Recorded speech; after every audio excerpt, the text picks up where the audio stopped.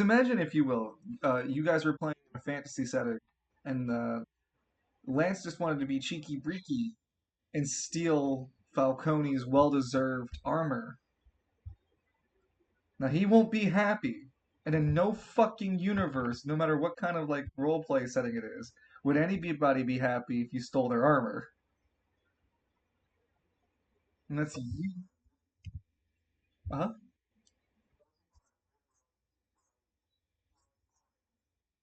That's different. That's not the norm. That's the abnormal. And you don't count. We can't count that. That's like a wild ball.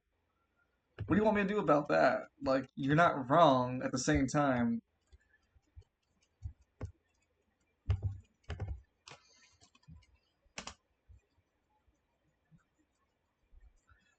So,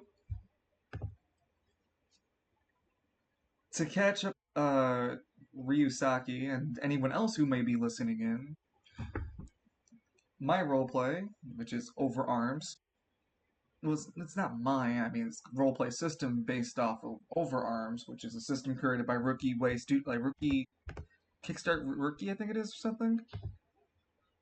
Some month or another. Um, they created Overarms, and I made some adjustments to it, my own system.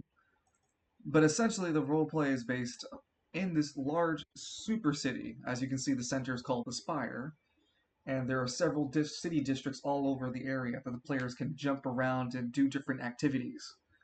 And so, one of the major group concentrations of players is a group called Squad Zero, featuring at least four playing characters in a police squad.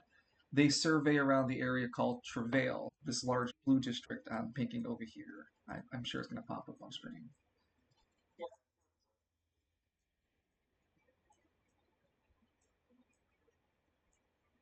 Well, I don't see it.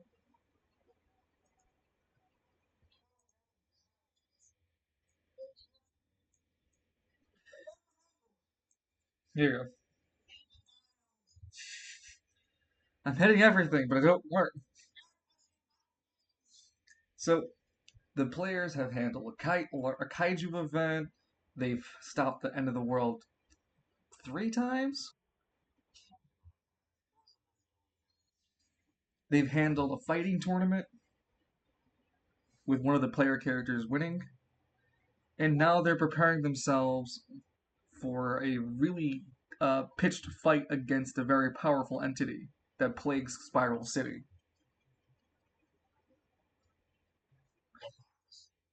The one place that capitalism hasn't spoiled. The Spire!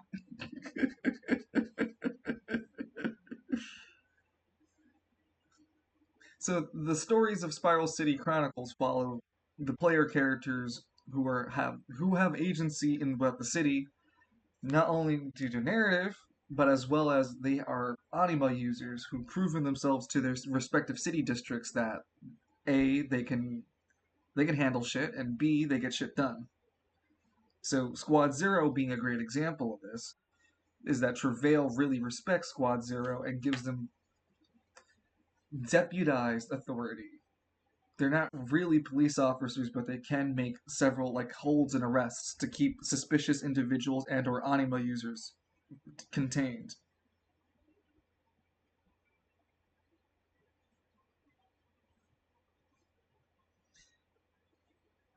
If you need a real world example or another type of example of how Spiral City is, think of it like Night City, except it's not futuristic.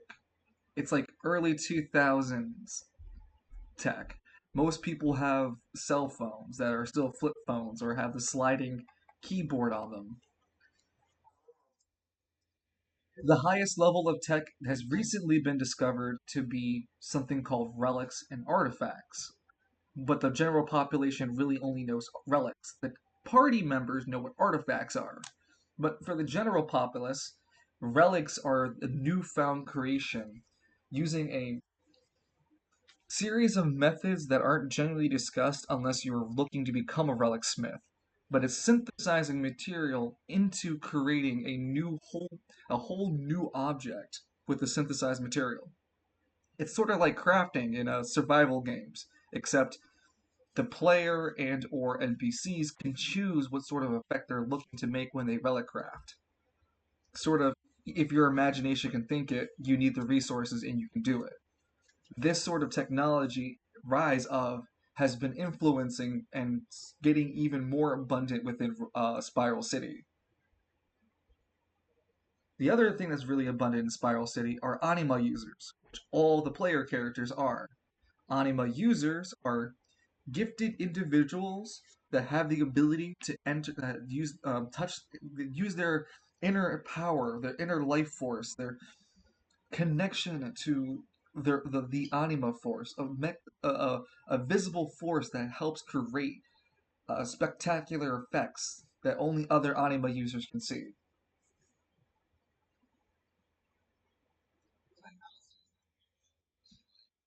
Yep, not starting. Don't worry. I'm just kind of buying time. Yeah. Yeah. Um. What? Ooh, nice.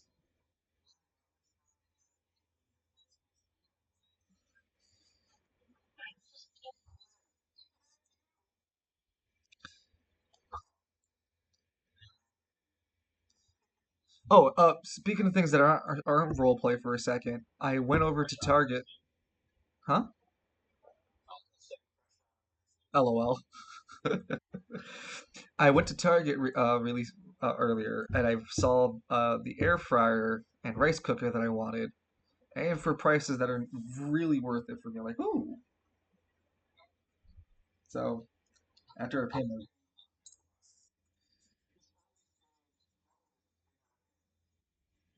I'll murder you. Get a nice rice cook. Oh, I need to get a water purifier. That'd be nice too. Like a pitcher.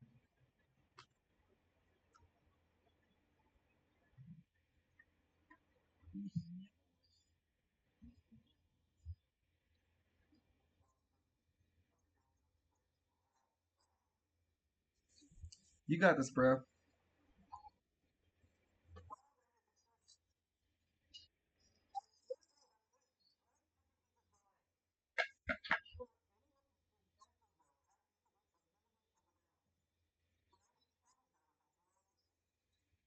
It's intentional. Yeah.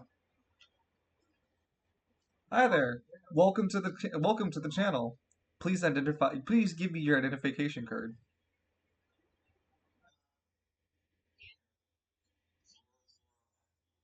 I look at it.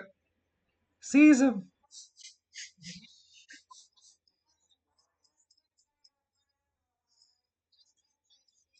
Seize him.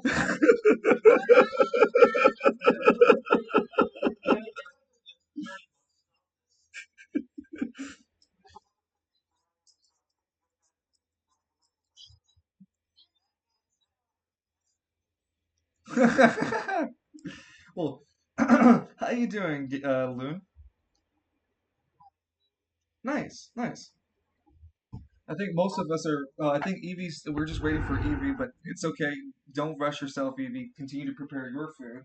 Uh, we had a new follower who seems interested in role plays, and I was just explaining just the overview of Spiral City.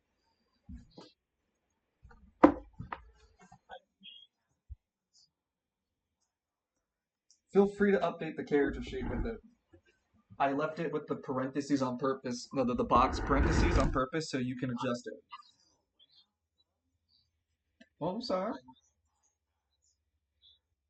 I appreciate it.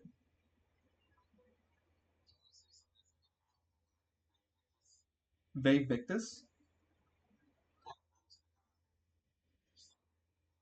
I'm definitely gonna fuck that up a few times, but yeah, put it on the character sheet.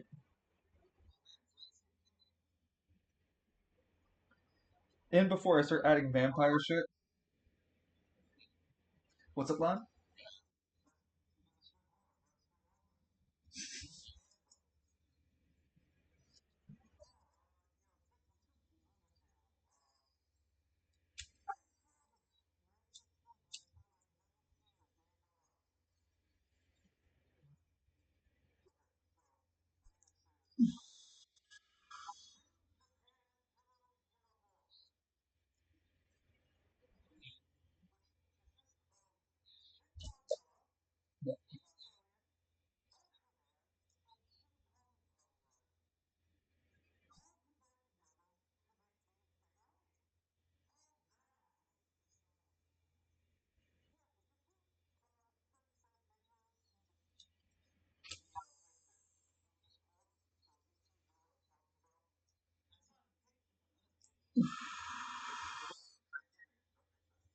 Well,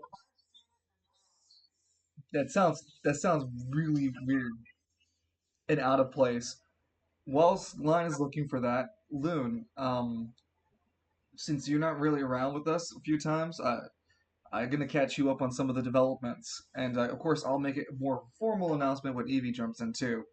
Uh, the Novus arc won't start until I get with every single player, go over every single character sheet, anima character handout, and relic handout. Everything will have a handout, no matter what sort of relic, even a rare one. If it, all of it's going to be documented. All of it's going to be make sure it's clear before the fighting starts in that Nelcro, because I want you all to have the best advantage before going in.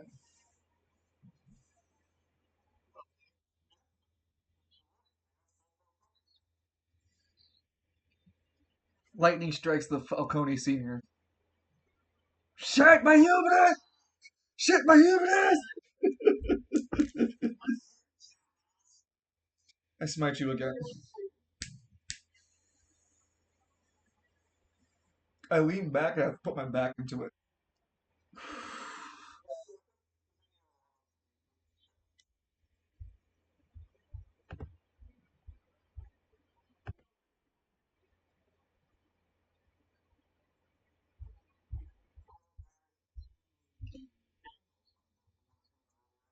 Loon also found it.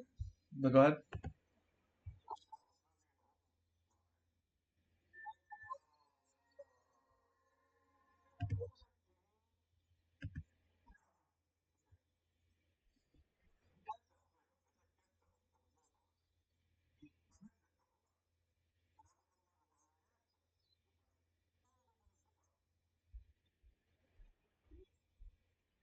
In what kind of world are these guys working together?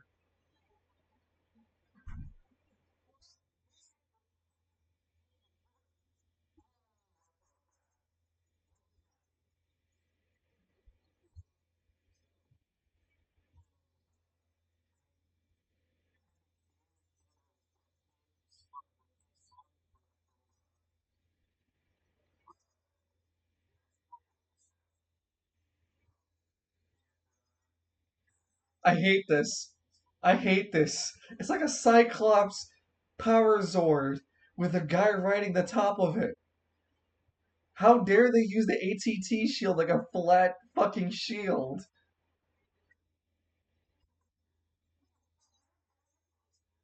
It's it's atrocious. It's so ugly. Shh, shh. I'm watching it. I'm watching it. I'm watching it. Shh, shh. It is literally fucking. Wait, why did he? And then they deformed. I hate this. I hate every moment I was put to watch that. I hated it. Oh God, the figurine is terrifyingly ugly. You were better off of never making that ever fucking happen. Who who wrote this off?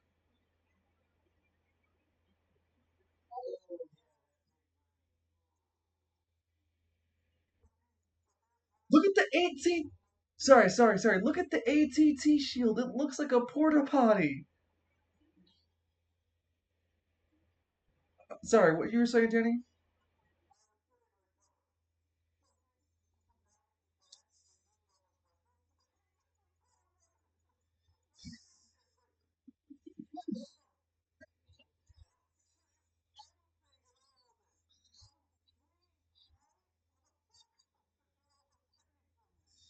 Yeah, to be fair, you diving in with a kick isn't gonna really add much to this.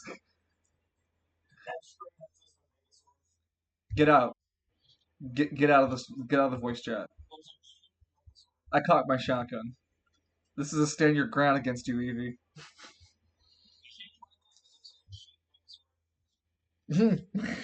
No, you're not wrong.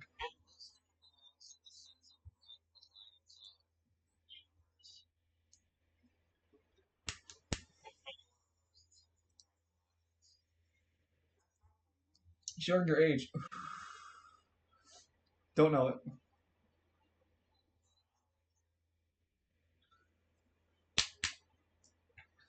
Well, welcome, Evie. How's your dinner? Is everything good with it?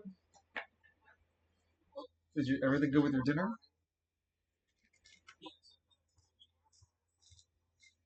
Well, that's frustrating, but at least you got food. I'm gonna buy me an air. All right, I'm gonna buy me an air fryer soon and a rice cooker. Yeah, I'll murder you in your sleep. I know where you sleep. Ah,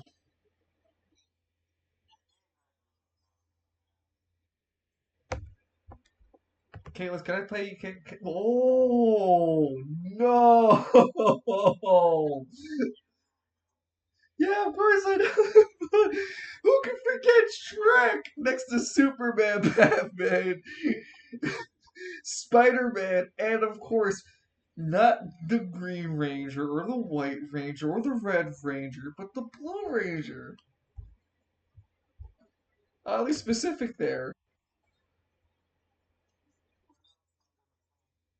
Please, no, I can't take this anymore.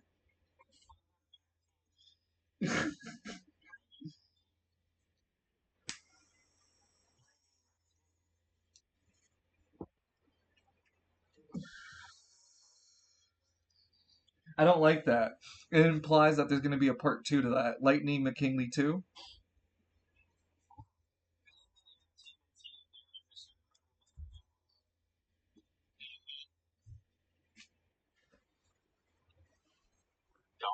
and Blue Owen Wilson. Ka-chow. Ka-chow. Alright, let me get your characters' handout sheets open so I can show the audience.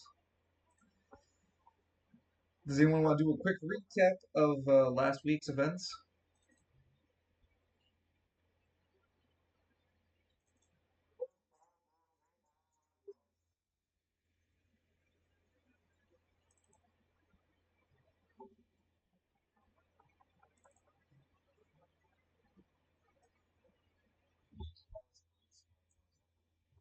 No, no, that was that week.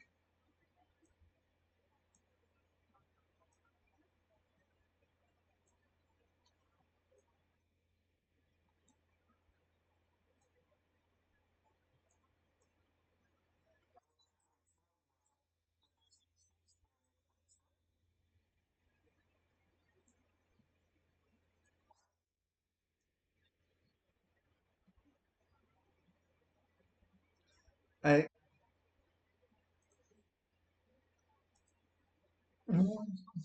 Why? So wait, Yellow Ranger? But then who's the guy on the far left?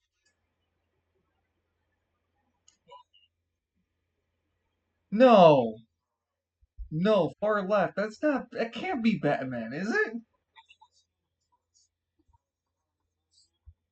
Yeah, but that's the far right. I'm talking about the far left with the black and silver. Is that really? No. Why the fuck do they have Dino Force on the fucking box? And then they have the regular fucking Power Rangers.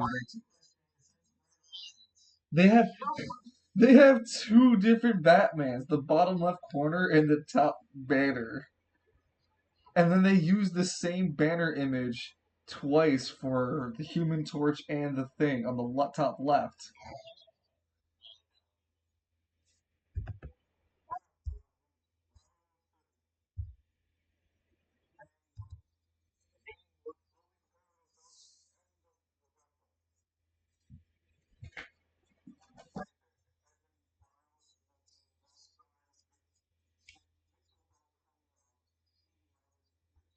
No, Victor and Edmund went patrolling with Zavon and handled a mall dispute last week.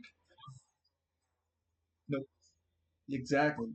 Victor had his training with the police department, and Squad Goldschlager is able to be deployable. So you guys can be deployed in actual sorties towards disturbances. The disturbance you handled, Edmund, was just a roll of dice of a chance of it happening. You just so happenly be there. Get what I'm saying? But now Squad Goldschlager can actually be deployed to those issues. Lance made a phone call to home. He talked to Wolf.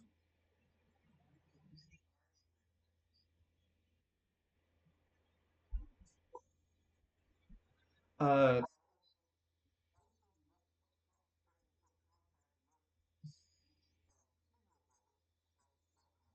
yeah. Well, hold on. Yeah, you dueled Vincent Falcone at the Boulevard in West Bay, and both of you discovered that there can be a fusion. Now, what kind of fusion did? What happened?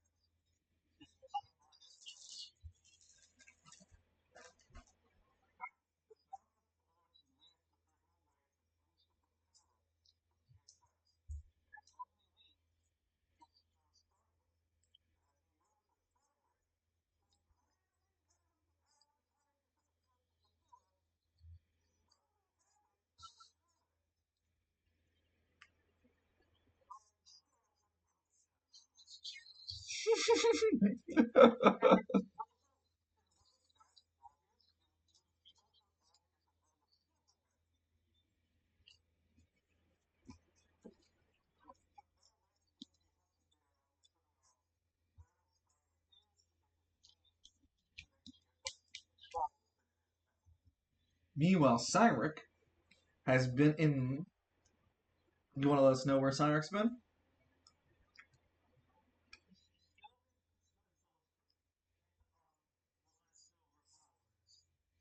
Yep. He got +3 experience. He did some training with one of the journeymen in the area, and then he has a rival. Do you remember the name of your rival?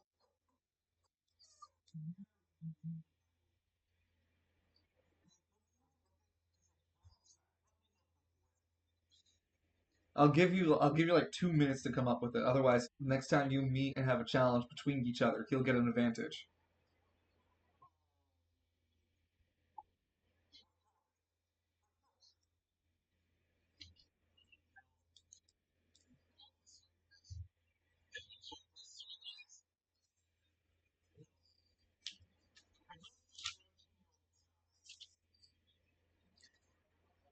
I'd say he was young, but I never don't think I gave him an age.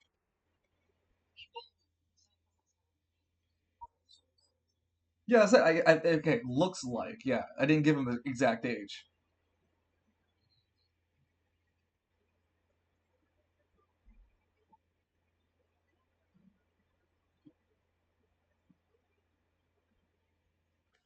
Ooh, excuse me.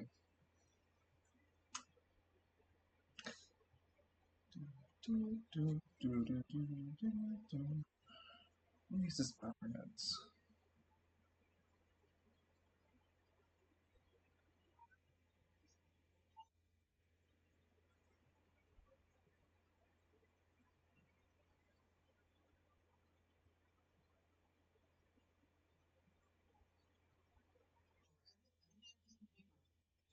Sure.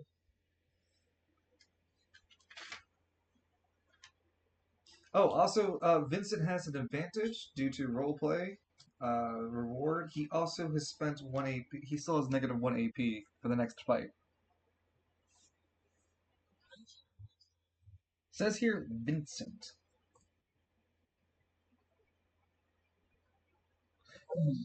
Maybe the -1 AP is to Victor, but the advantage is to Vincent. No, I'm saying the advantage is for Vincent, and that was for roleplay. Yeah, Venter. Yep.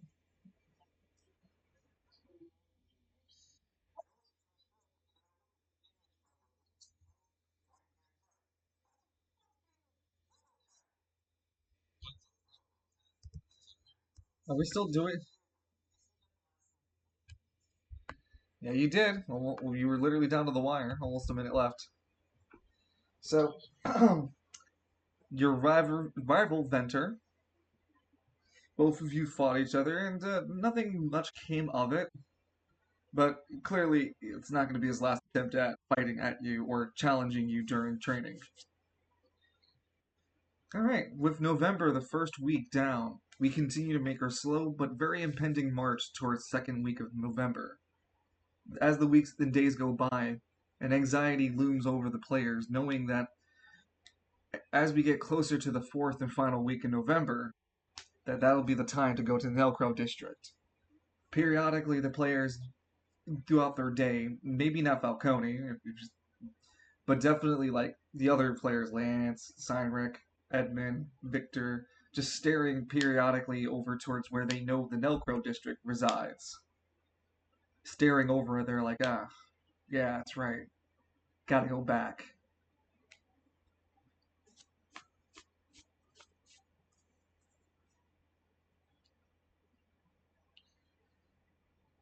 With that, right, yeah, you have it. Yeah. So it would just be like Lance, Cynric, Edmund, and any of the other participants who have already been to the Nelcro. Just, looking at it ominously like shit. Gonna have to go deal with that.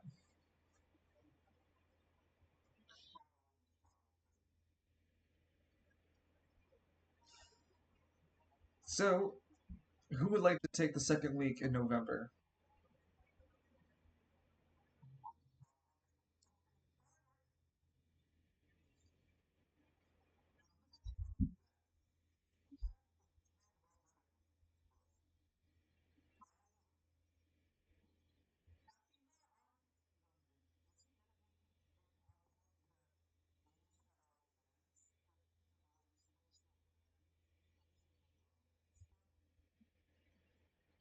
It wouldn't be metagaming if you talked about Lance, because again, you know about Lance's abilities using the Silver End, like using being part of the Silver End. Cynric, I believe, yeah, because you also saw GSS during the tournament for sure. Everyone saw it.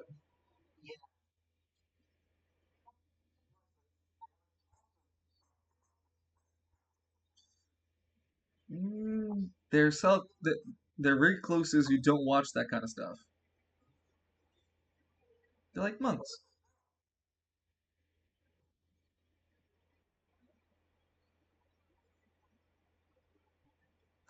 But no, it wouldn't be metagaming if you did that, but it'd definitely be metagaming if we were like, well, Cymric would just leave immediately from his training just to walk around to make it easier for Lance to find me when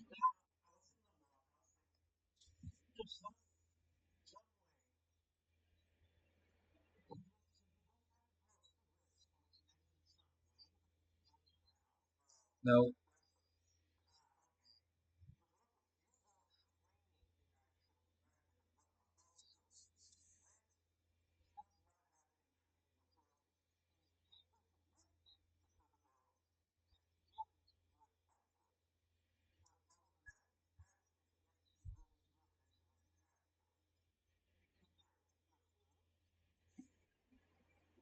you don't work like that.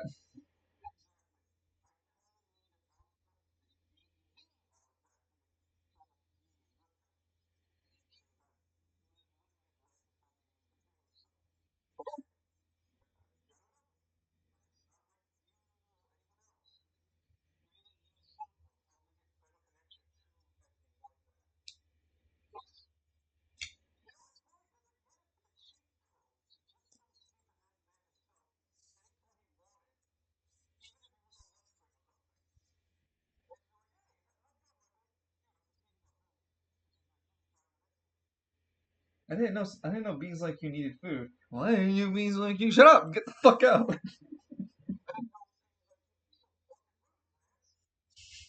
So anyway, Danny makes the biggest points that Lance doesn't have a formal connection with Silver, so you can't quote feel him out quote. And the only way that would happen is if Lance were to be again in the same district, so happenstance, and use GSS, which would be in my book, metagaming, since Lance would have no feasible reason to why he'd use GS all of a sudden. He's always used it as the last choice.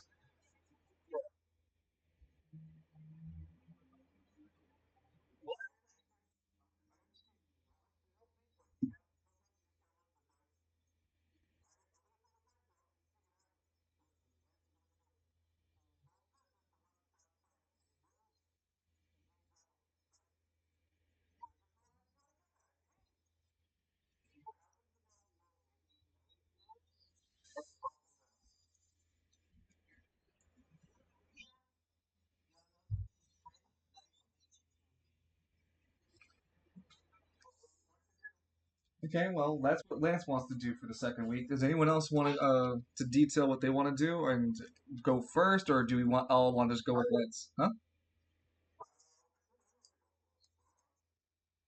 Oh, well, okay. No, I won't deny you. So Lance, you go first and walk right into a wall.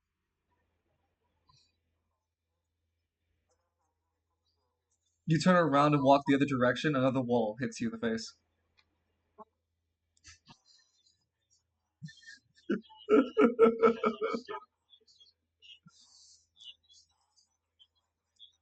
And the best thing is, there is an anima user called the Wall. Yup. All right, so Lance, let me minimize everybody else for the moment. Lance, you're right here, still in Travail's police department. I had to move Vincent Falcone, back towards the church over here at Travail. Well, I mean, do you want to stay in the police department or do you want to be at the church? Oh yeah, here's your Amazon to sign package. The pygmy lifts up the little thing for you to sign.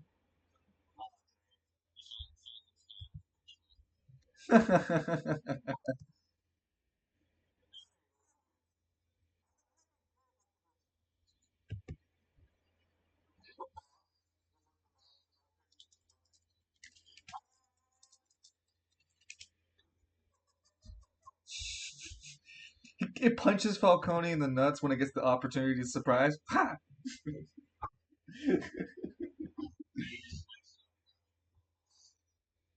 You would hear the distinguishable noise of the fucking thing just turning into feathers.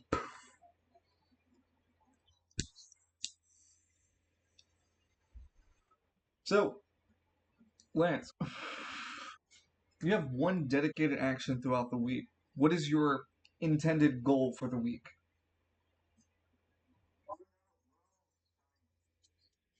Okay,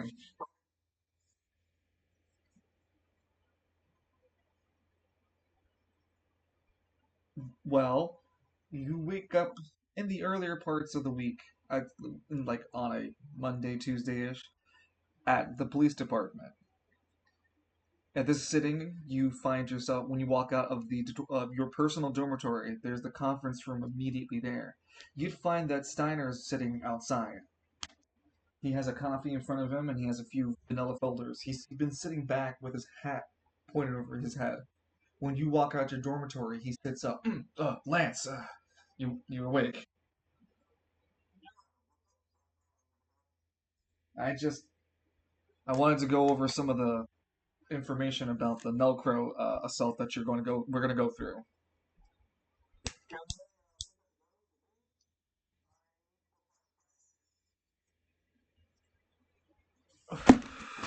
Is it that important to find Cyric and not be prepared for what's going to happen next?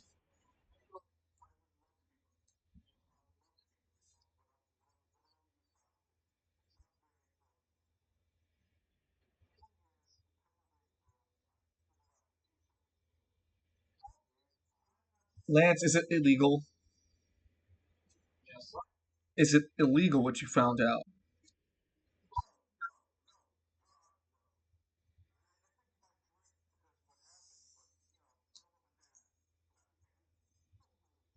Wait, was there a new format? You know what? I don't want to know.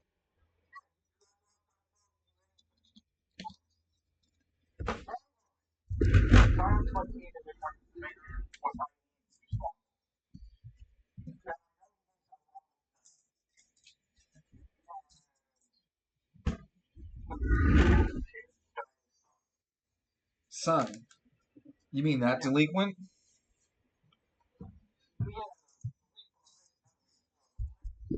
Nope. Come on. Yeah, I busted him a few times trying to sell around City Hall. He really thought he can give out free handouts.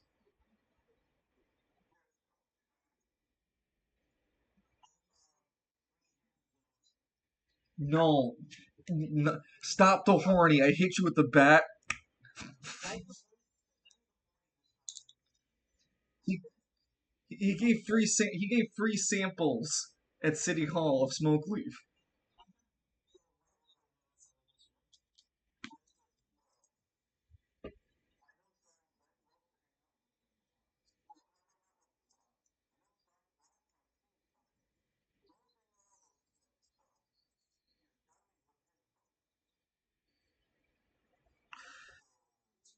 If you're looking for Sun, I mean, I know they have some sort of business in East Bay, but to be fair with you, kid, I don't go to East Bay.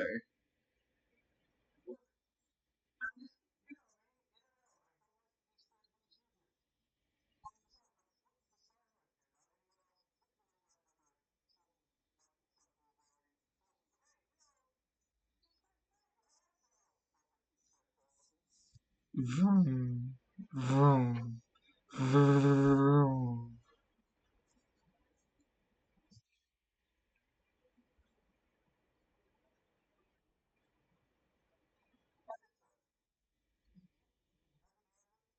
I don't know the address. I don't keep an eye on the businesses.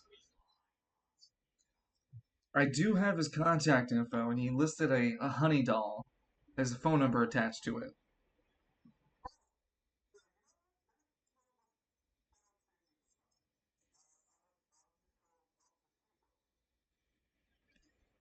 All right. He hands you, well, hold on, let's go to the office space. I need my office. Steiner leads you over to his office. He goes through one of those really 1980 index Rolodexes, just rolls through it. Oh, shit, I passed it. Rolls it again. Yeah, shit, I passed it. Rolls it again.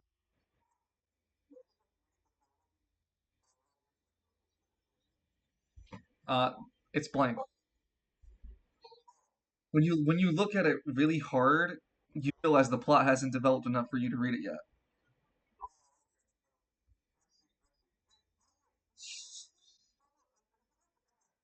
Huh?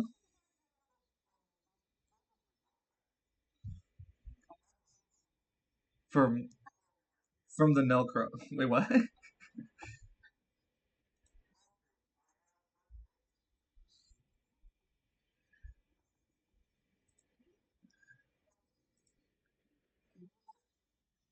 Is that a meme that's posted?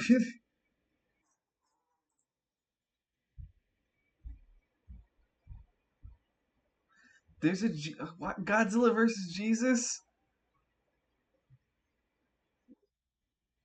Adult adolescents deformed nitty tortoises.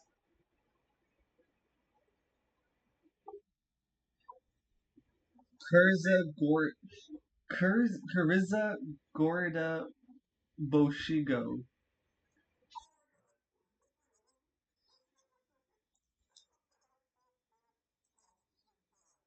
I'm sorry, I'm just so confused. I'm so very confused. What the fuck is wrong with you, Evie?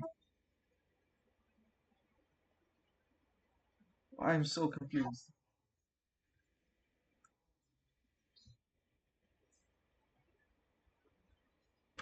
They used the folders from the Nelcro district and they handed it over to the heads over at the city hall to get further review and to confirm if the activities are illegal or not.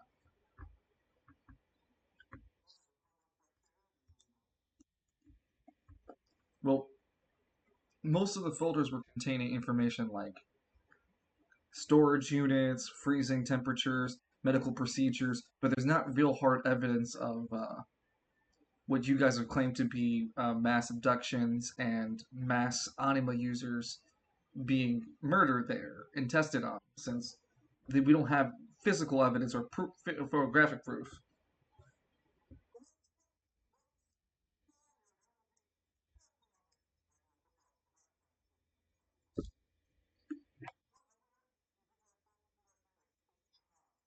9 actually, but no, I found it on the seventh try. I was just fucking with you.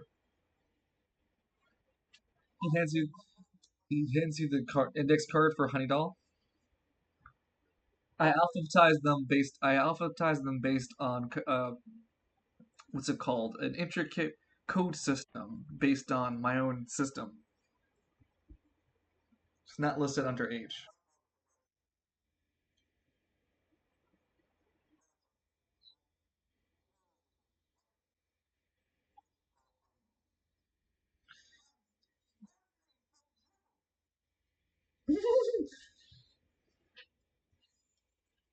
No, it's one of those hanging Japanese phones.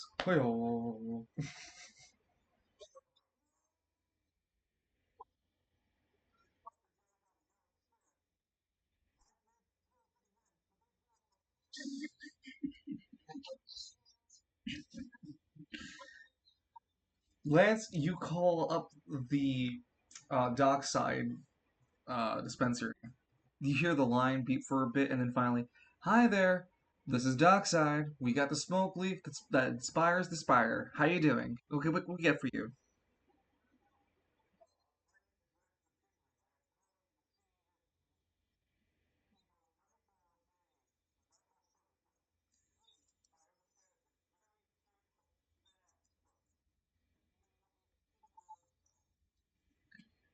Who, who's calling?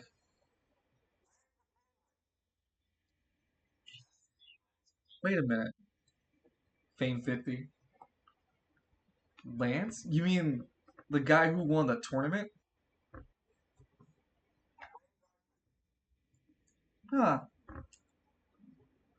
Well, I didn't know I didn't know Sun knew a celebrity. They said that he said that he'd be out for a while. It's up till the end of the month. He'll be back.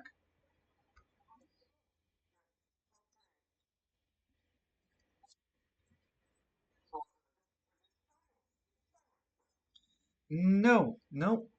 Cyric tends to just leave. He usually says he's doing something. Like I think he's training. I mean, what else? He's gigantic. You've seen him, right? You've seen Cyric. Yeah, he's huge. Like, how does he maintain it? Have you seen his diet? I've seen it. He doesn't have a lot of calorie intake.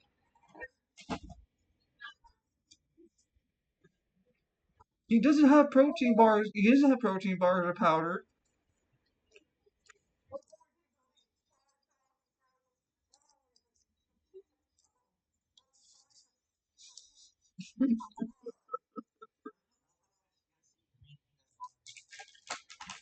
And that's what Honeydoll's saying. I've never seen this man eat.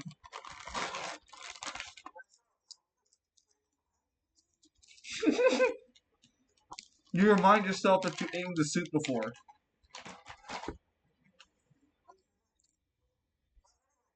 And the hot dogs. Uh-huh.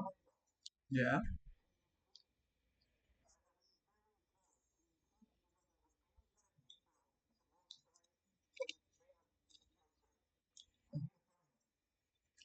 I wouldn't know. He didn't tell me. He didn't leave me any details about it. He usually just goes, and I don't really know until he's gone.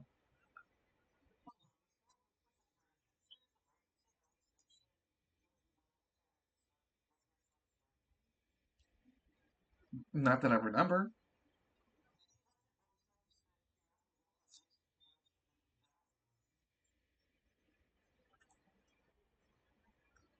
Definitely not.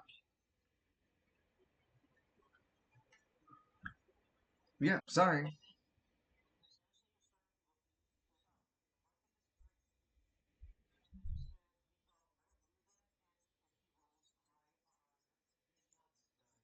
Well, I let you look at the roll.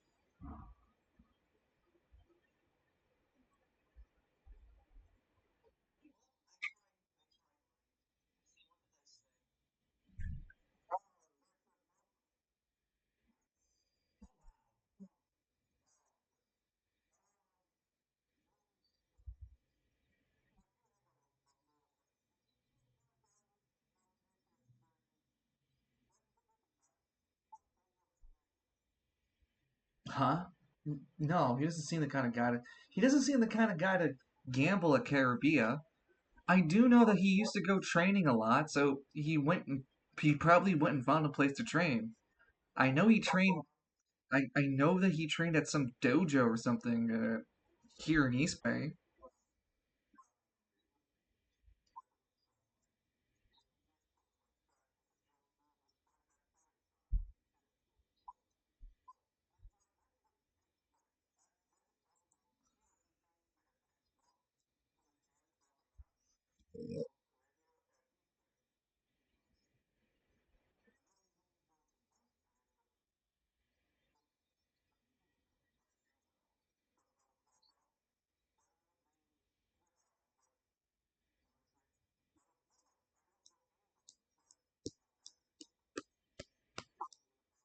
Hold on, but you can't just cross it out because you don't know. There's still a possibility. In your childhood, you can recall that Gridiron may have a facility for places for people to hide out, do cultish things. There is the lower spire, no, sorry, the upper spire pit, the chasm district that everyone goes over to see the large gaping hole into the ground of spire.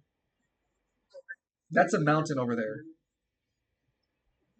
I'm talking about literally underneath the upper spire, right here.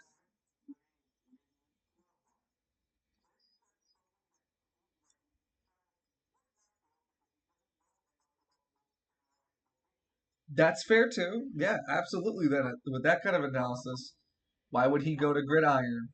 He's not a local. He only traveled with people he knows.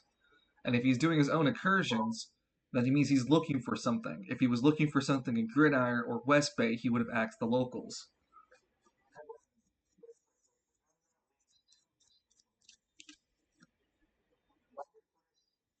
Well, three choices actually: Marketplace, Hammer District, or one of the undisclosed locations. You don't know if he found a place somewhere outside of the spiral or known districts.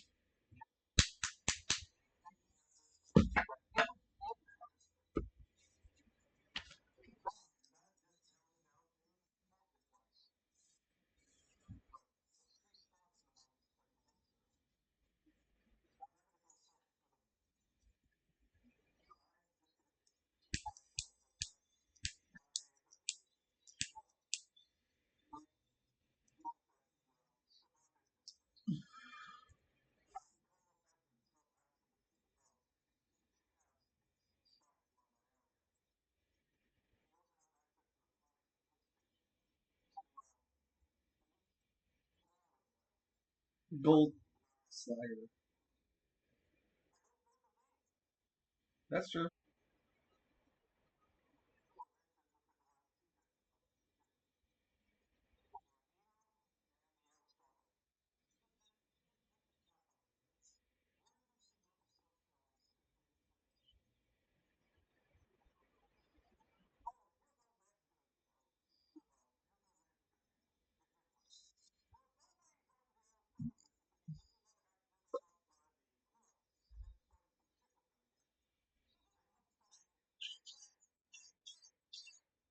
And remember, your fame worked even with a phone call. So, ooh, careful with that, living legend.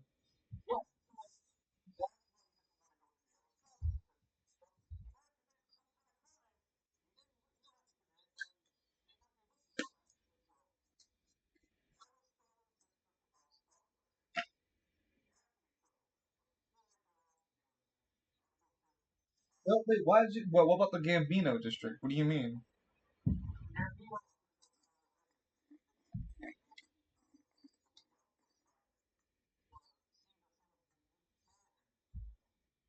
I want you to roll a 1d10. 1 to 4. Before you roll it, a 1 to 4 is uh no, it's 1 to 5, and then 6 to 10. Mm. 5 is the re-roll. 1 to 4 is you go to the Aristotle. 6 to 10 is you go to the Gambino. It's literally a 50-50 that lands. Reroll. A 1, yeah, you go to the Aristotle instead, and you can send out that message to Edmund to go to the Gambino.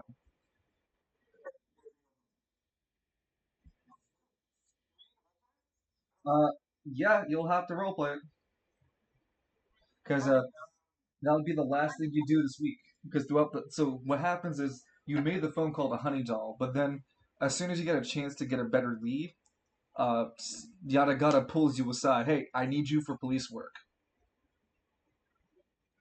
No buts. Right now. Come on.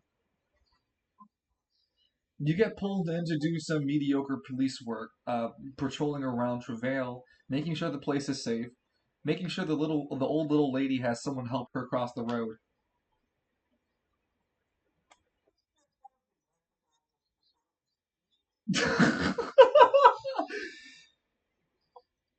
Steiner watches with his mouth agape as the old lady flies perfectly in the air and lands onto a park bench. You planned that, right, Lance?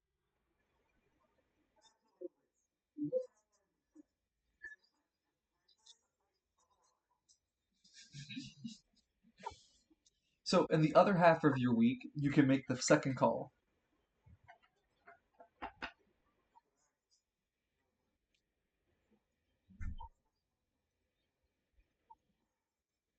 That's how this role play system works.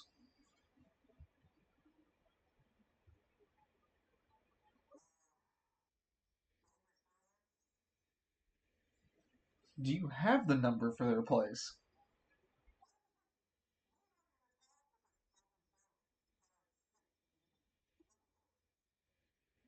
Steiner looks over. What? Am I just your index for phone numbers?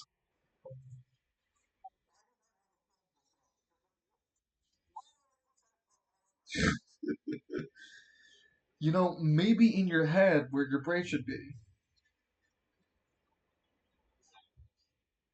Here, he hands you over a sticky note. You can get to keep that and hang it on the wall. Put some tape on it so it doesn't fall.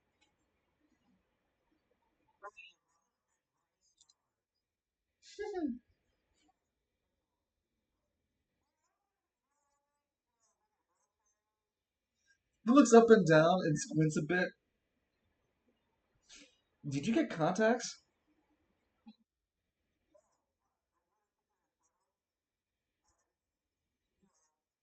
You look at your shadow looks at you and shrugs. Yeah, yeah, it's a silver shadow that shrugs at you. Eh.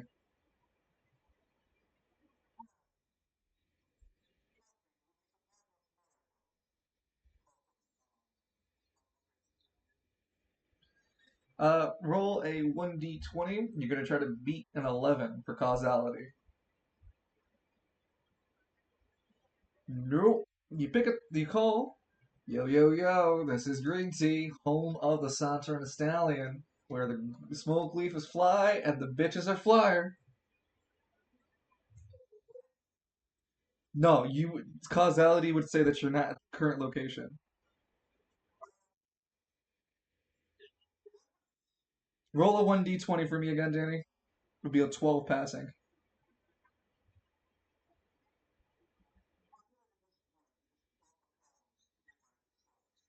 Nope, you're committed to it.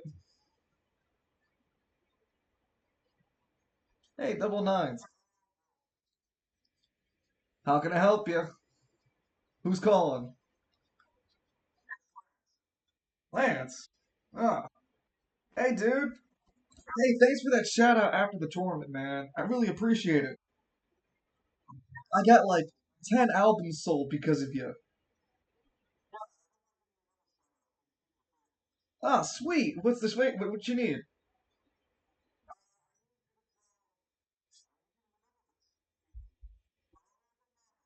Uh huh.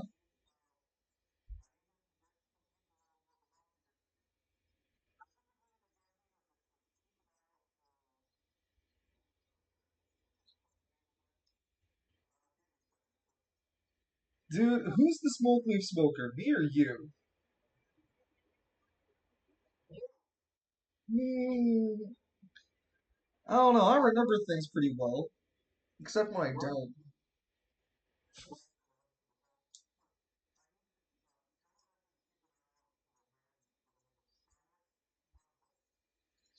Okay, Cynric. He writes. You hear audible scratching noises on the pad. Cynric Gunvolt. Hey, ain't that guy at the tournament that we were at? The little big fella? No, wait. He wasn't Cynric Gunvolt. He was a different name.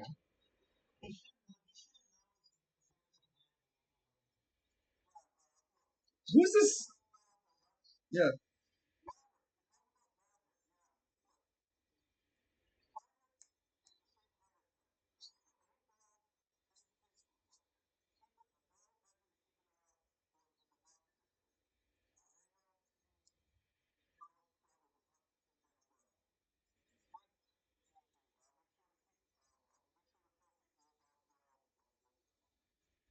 Radical. Alright. I'll make sure to tell Edmund that Cynric Gunvolt wants a pepperoni pizza. Hold the anchovies. See ya! No, he will give the message right.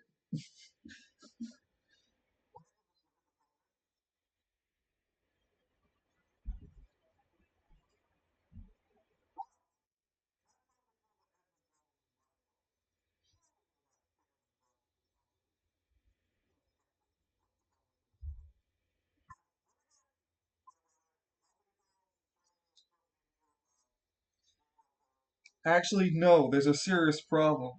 The pygmies are attacking. The windows start to break.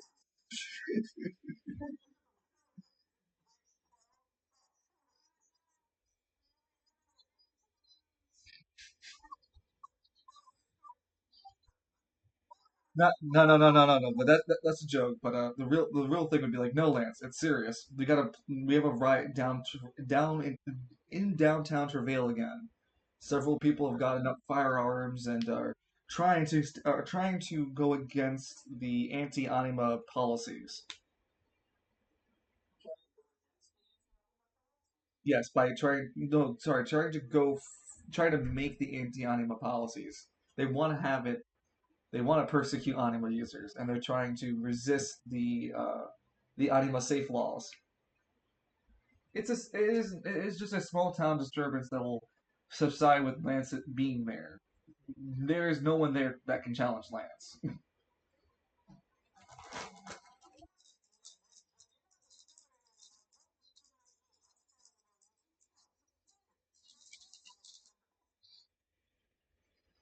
And ironically, there would be people who would give that Lance a shot. They would think you so arrogant, and they think themselves so good, they would throw a fist into Lance's face just to immediately realize how bad of an idea that was because their fist hurts like punching a steel wall. Lance unfazed.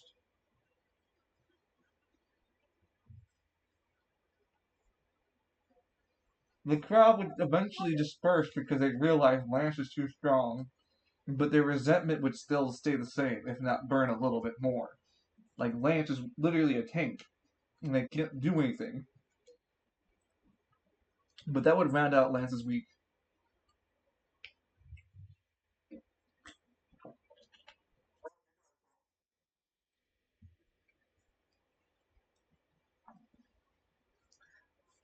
We have Cyril left, Edmund left, and Victor left.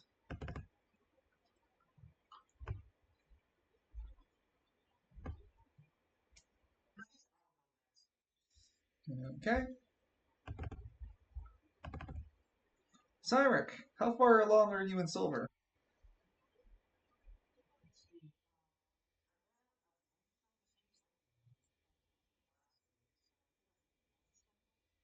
Okay. And you need 15, right? Let me double check.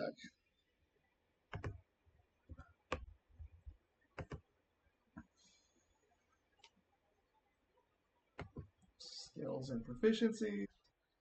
From journeyman to expert is 15. Yep.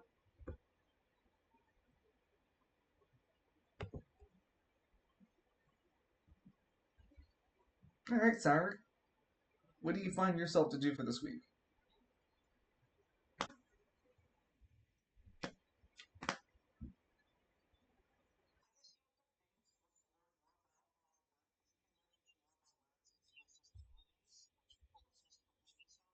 Sure. You'll spend the first half you'll spend the first half of your weeks trying to find the not trying to find the time, but trying to get Deimos's time. And every time after study, because to recap, Solaris is the where you are currently training. It is an abandoned hotel building retrofitted to fit a small church in there. All the inhabitants of the Silver Order live like monastery monks.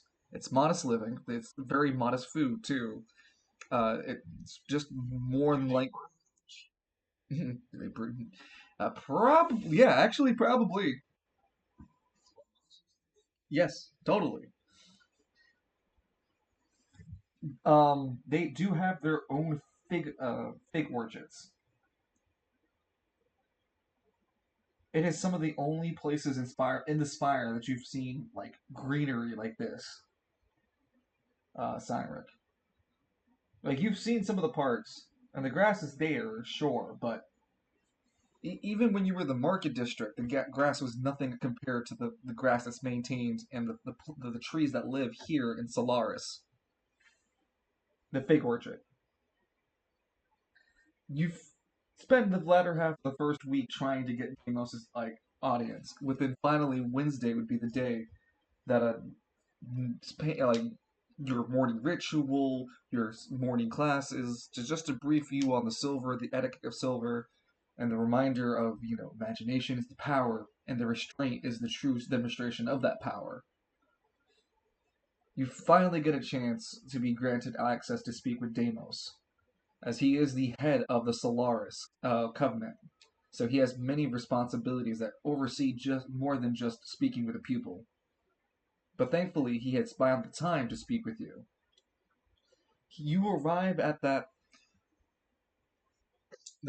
uh, elevated platform that was created in the Deimos, a platform that has a gazebo at the very top of it. The gazebo has multicolored gems on it, ranging from red, orange, yellow, pink, uh, silver, and the most predominant of the gems, the largest of them all, is a prismatic color that sits on the top of the gazebo and at the base of the floor. Around that prismatic color are the other colors in gems all around the gazebo. In on the center of this gazebo appears Deimos. Deimos being a moderate, I'd say 5'5" man entity. It's kind of hard for Cynric to tell. There isn't really a definitive masculine or feminine quality of Deimos. And whenever Deimos speaks, it seems to be almost in a in both that same androgynistic voice that you would assume to be with someone that kind of caliber. Deimos smiles at you as they appear in front of you. They wear this modest like gown in front like this modest gown that doesn't have anything frillish. It looks well made, but at the end of the day, it looks almost like a potato sack to you. Deimos looks like he is but a simple peasant.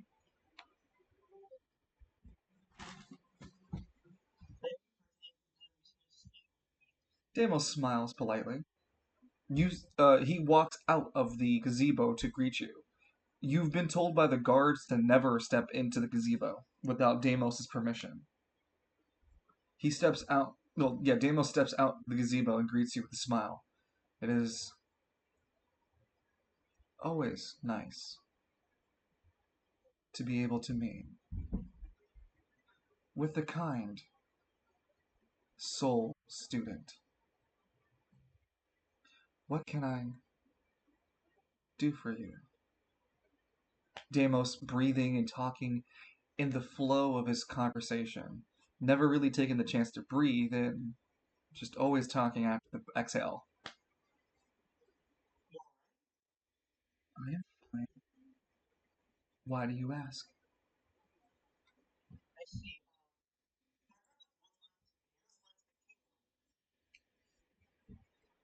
The the entity known as McKinley.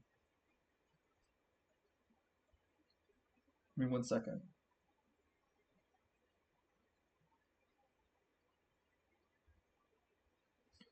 I'm just taking down my notes that you're talking with Deimos.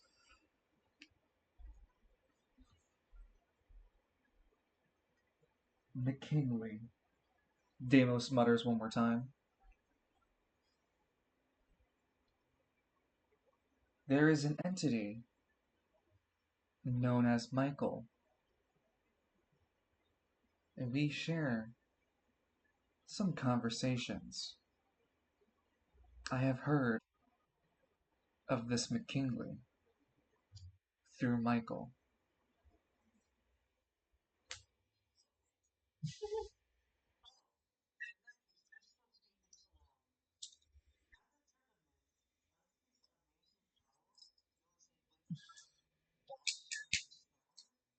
Oh, that does make sense. His proximity with Michael, understandably, would allow him that kind of power.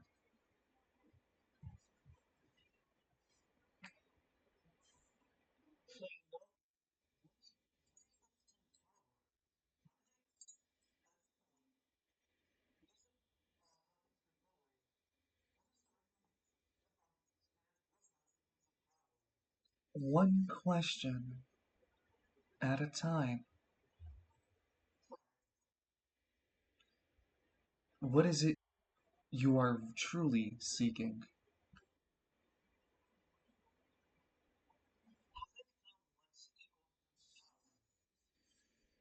Deimos shakes his head. Solaris was not created for the pursuit of power. Solaris was created for the stability of the colors. The silver bends what the red destroys, what the blue creates. It heals what the green cannot, provide sanity where the orange robs.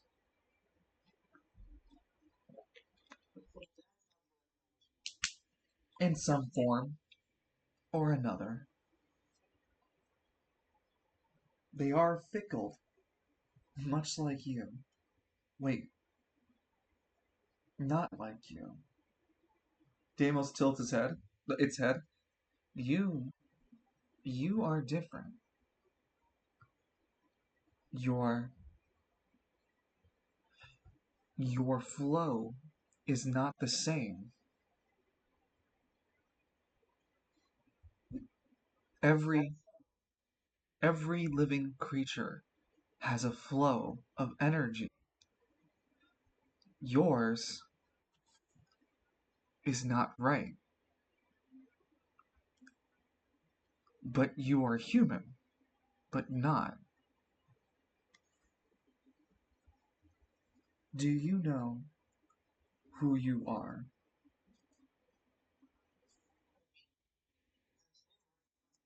No. Do you know what you are, Cynric?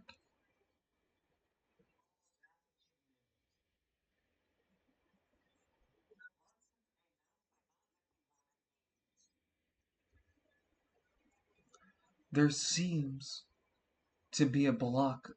He points at your midsection, right above your solar plex.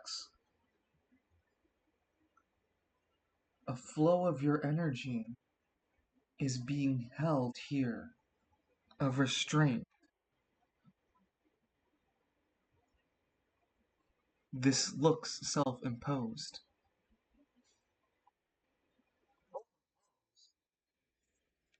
Deimos nods. A cage made by you.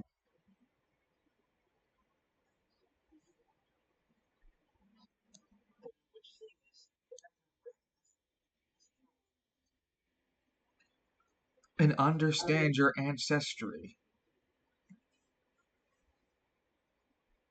That may be the key you are looking for.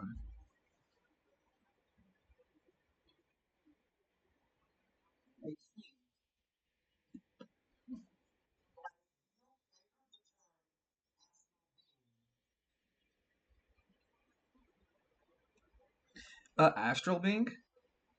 What are you referring? No, no, no. You are you are a star. You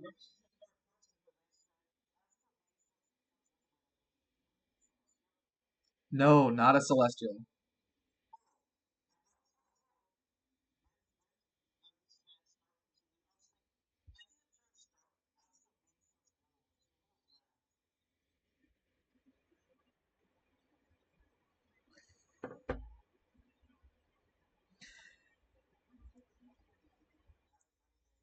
Hold on. It's a long pause for Deimos before it clicks. Ah, so you are of the stars.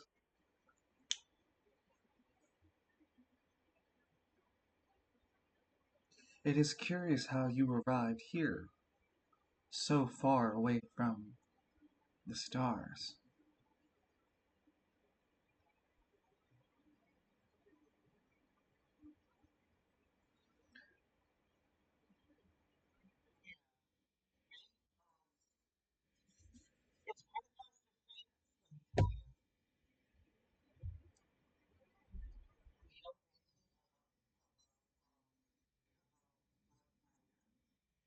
Very little, I'm afraid.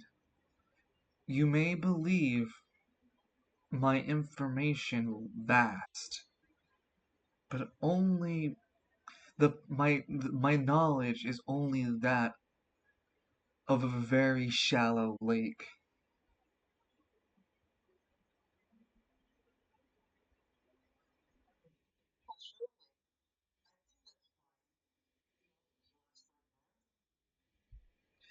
I understand that long ago there were people sent to the stars.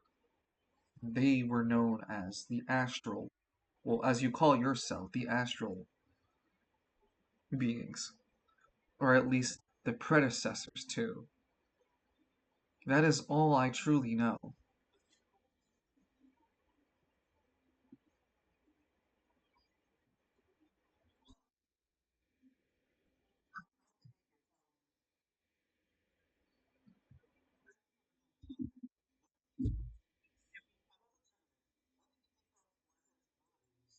I did not watch the tournament.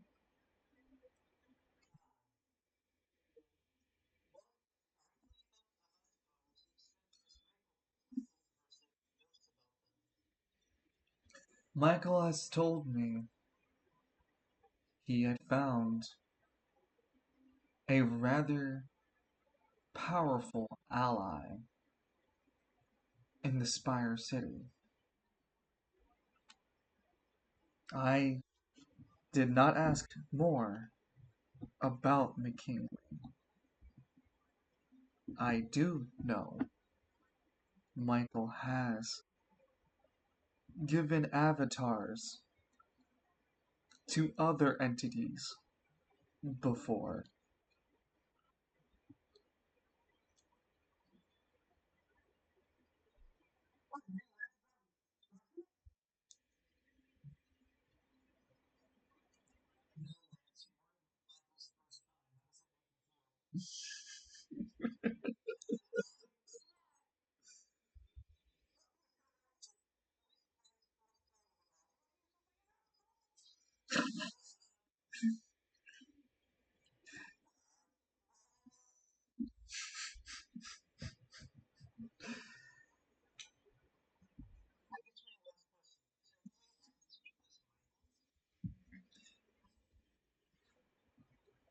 to become a master in silver, you can attain an audience using the pet the potent party, the gazebo.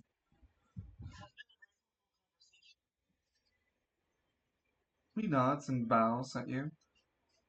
Be well then, and keep the balance of the universe. There must be good, and there must be evil. There cannot be more than the other. Siren Gunvald.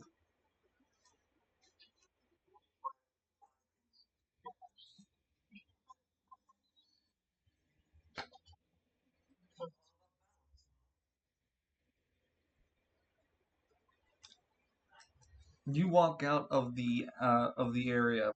You don't catch it, Cyrek, but Salty Venter watches you leave and grumbles under his breath that you get some special treatment to get to meet Deimos.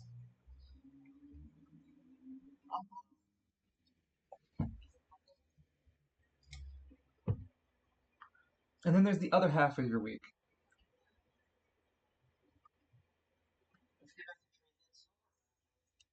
Because you're not training the full week, you don't get a full you don't get an extra you get sorry you usually get 3 points, but because you haven't been training the full week, you only get 2 points.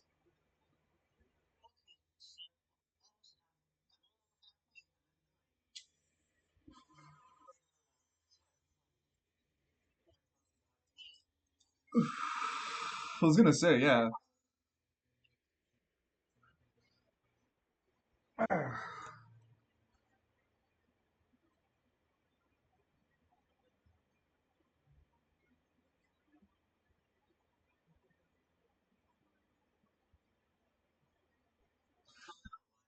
Sorry, I was just taking the notes down. Give me a second. As we begin the last week of your training, um, you guys are going through demonstrations with Raynor, regarding holding up silver constructs. And so he challenges the group in order to keep their silver construct up as long as possible, and to do so without, harming themselves. So each person summons their own construct and maintains it for as long as possible.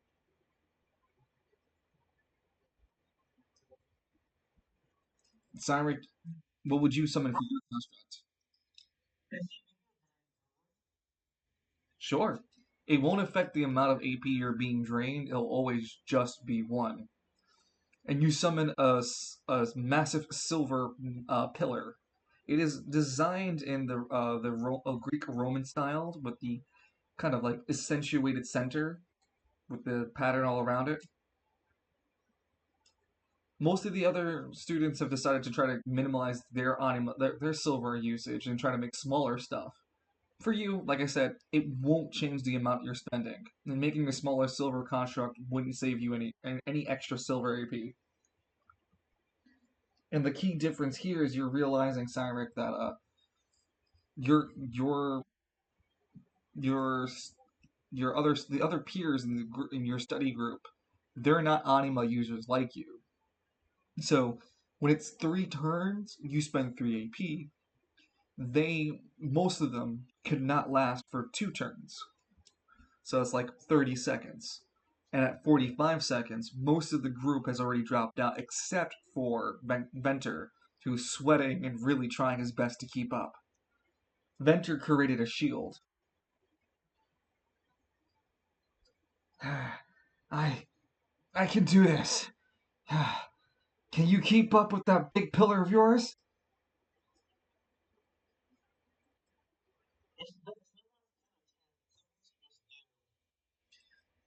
We go on to the third turn. No, he handled the third turn. We go on to the fourth turn, Cyrek. You lose 2 AP instead of 1 AP. Once 2 AP gets sucked out, you see Venter drop to the ground and falls unconscious. The teacher goes, and that is a great example of overexhausting yourself using your construct for too long. You have to understand, Raynor speaks through everyone, while using some silver magic to bring back Venter.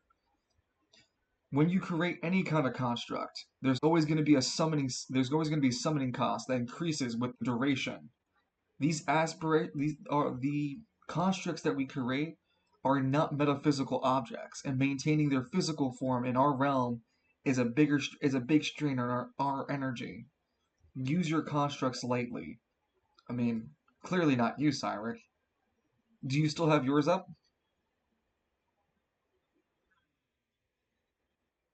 You you spent 5 AP so far.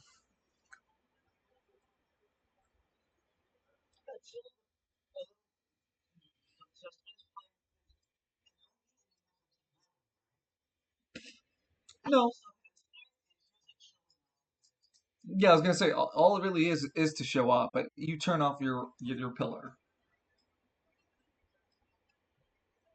Well, there's a clear winner here. Congratulations, Cyric.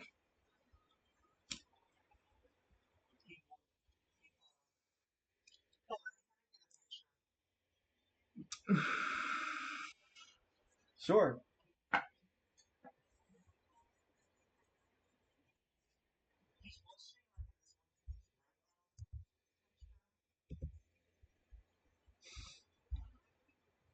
Can't have shit in West Bay.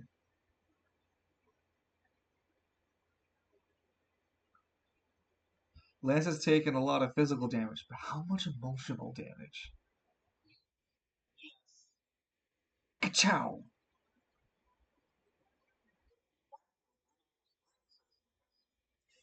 Oh no. I put him on Pixar movies.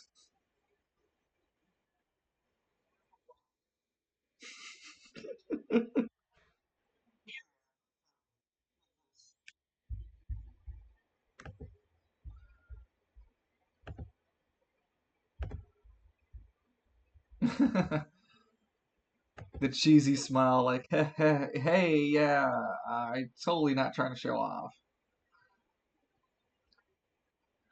So,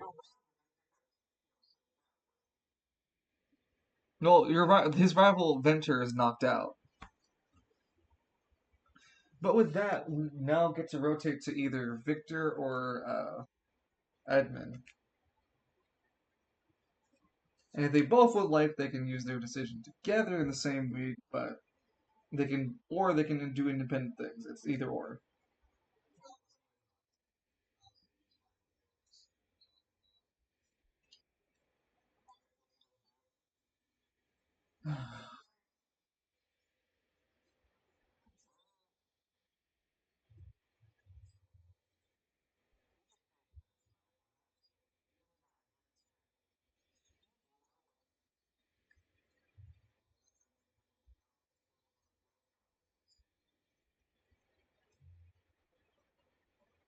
Well, yeah, you guys can go patrolling.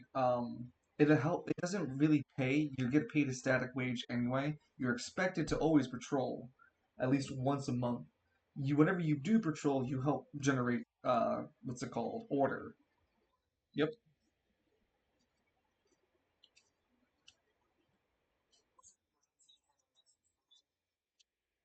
Yeah, and the other half of the week,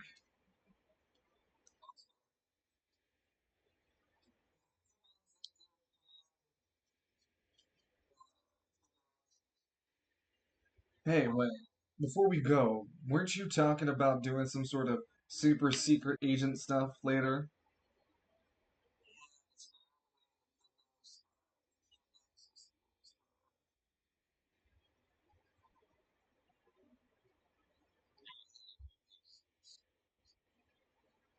No, I'm just making sure. I mean, if we were supposed to go to the Spire,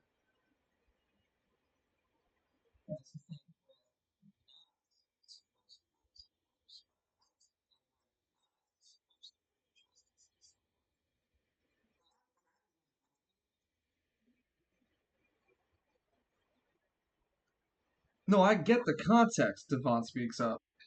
I just wondering why we aren't going. We can talk to the security there.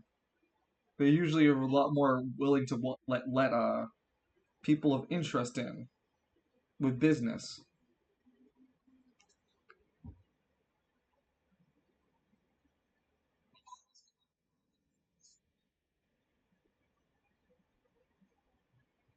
And who's your brother? Someone from the your brother is someone from the lower spiral or something like that?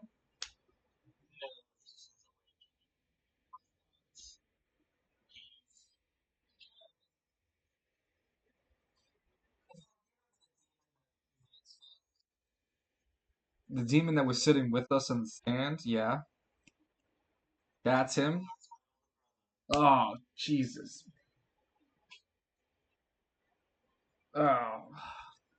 Hey, look, I'm not against good people, but you do realize he was like literally the devil. I don't know. He was just shy off of having horns coming out of his head, man.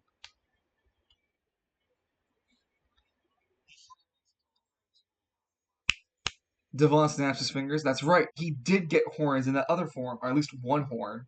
Looks really weird. Really like asymmetrical kind of vibe.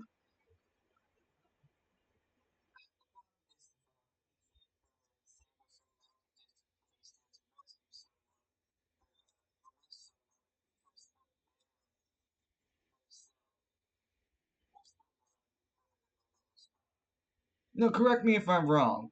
Devon pulls up a character sheet of Victor's. You got ability to look like somebody else.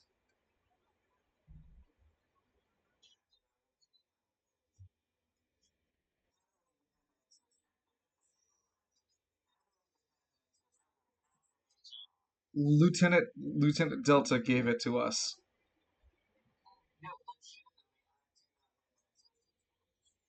No, no, no.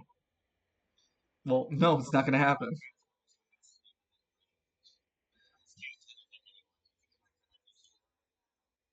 I don't know. We don't have to announce ourselves as Marketplace. I mean, that's the rule about being, undercover. We don't tell them where we're from.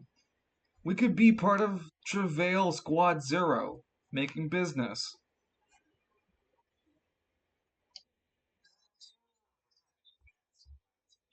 The guy who can transform into someone. Well, take a picture of him or something. I don't know. The editor's note: it does not work like that. Accurate. It does not work like that. No, hold on. What if he got like a mannequin dressed like him? Editor's note: it has to be. Be fucking hilarious. You just walk up hi, I'm Master Kingly. Why is there a fucking mannequin talk? Exactly. Why is there a fucking talking mannequin?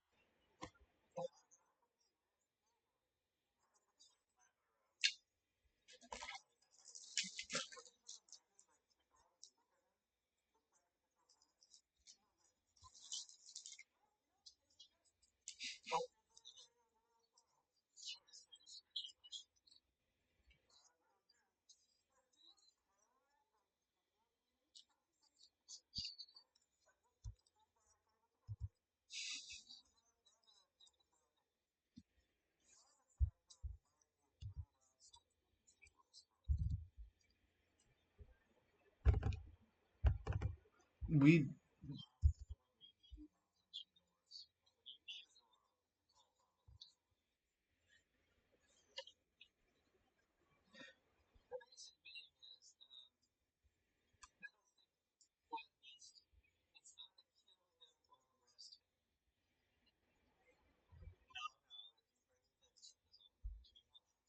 you guys are. I mean, I feel like you guys are severely forgetting my anima exists too.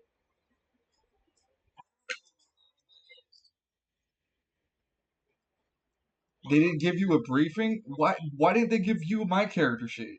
They hand you hands. Shush.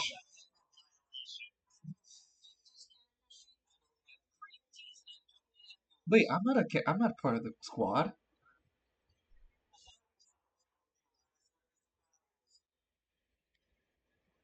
Hmm. That's like a message I need to give you, but I'm not gonna give it to you till the time limit tells me to.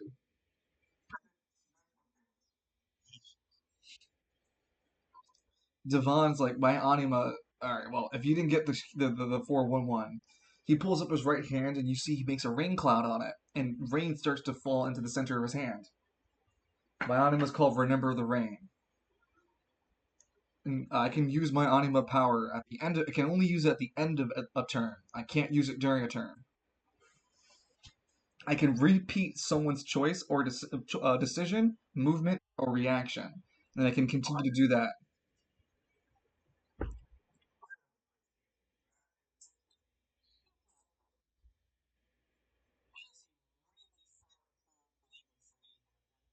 What?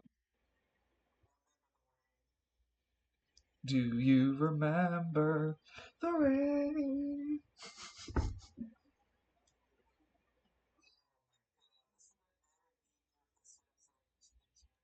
Yup, yup. You left me for somebody else. Oh my god.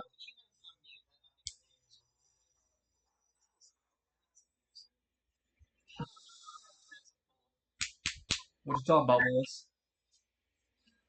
So what I like to do with my anima is he pulls out like punching gauntlets. No, it's not punching gauntlets. He pulls out brass knuckles. Give him a good old 1-2. Then you see he uses the raindrops to create another image of himself doing the same punch motion. 1-2. It usually takes people out.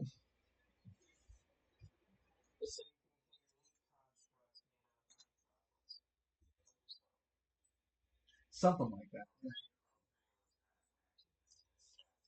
And to be fair, my anima powers, I'm only limited to my anima powers AP1.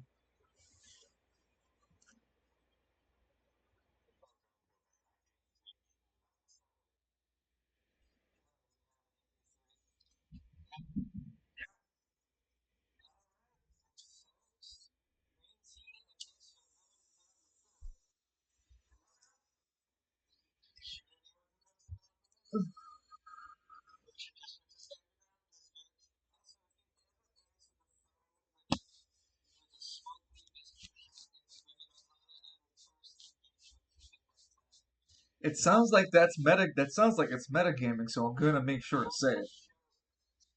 I'm gonna make sure I say it. This is the Sauntering Stallion where you wank where you wank it and I spank it.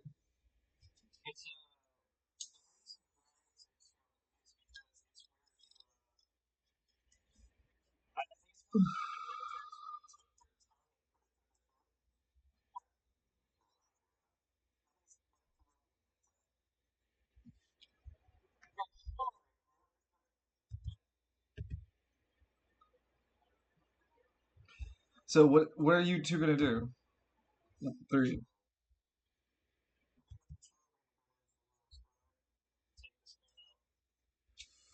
It could even be an information run.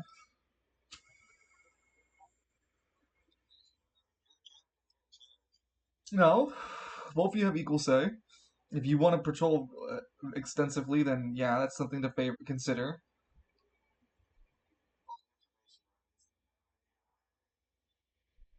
And if neither of you can decide, we can make it a dice roll.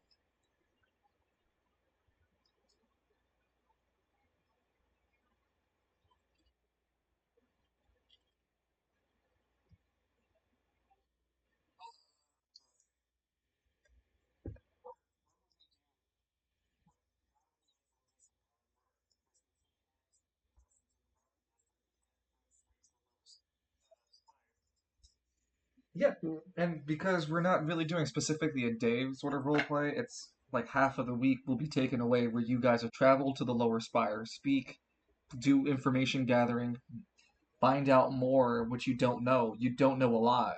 You know the address the guy lives in the lower spire. You don't know where in the lower spire because you just have an address. Like the lower spire isn't aware of your transgressions as much as you think they are. They don't have like a supercomputer hooked up to the checkpoint being like, "Oh, that's Edmund Miles. That motherfucker blew up the Seventh Diamond because we had the laser information about it."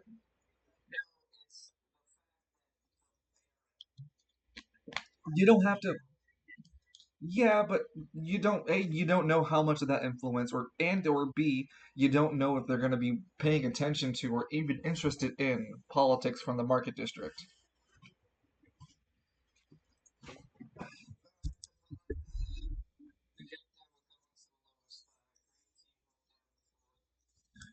Consider the fort held down. Also, do not go in the basement. Makeshift grow tents. Yes, it's the perfect atmosphere. It's damp enough. I can feed them water. Everything will be okay.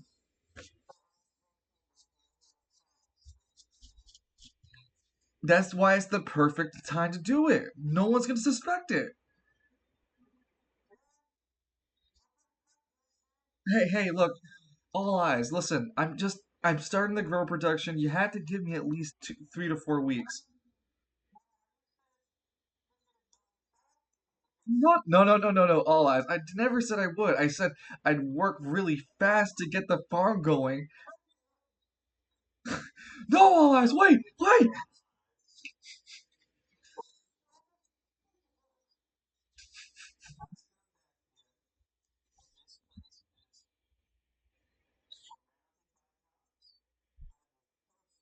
That's not fair. Isn't this place supposed to be like a cop HQ anyway?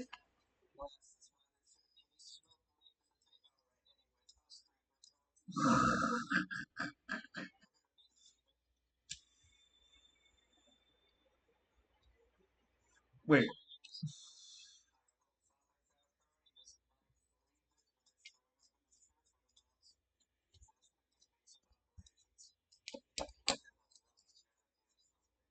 there's charity written on your forehead.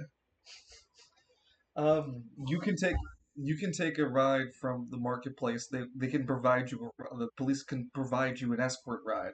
It just come out of your paycheck. They provide you 1,000 a month. No, not this one.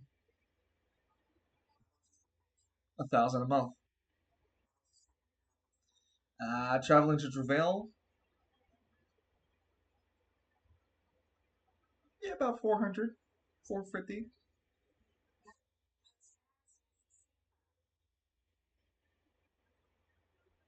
Mm, no, about the same. I'd say the taxi's 450, and then the police service would be 350.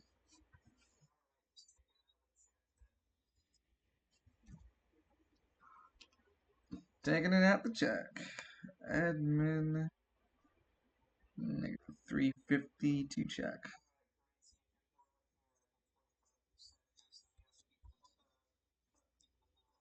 15, and you won't smell a damn thing.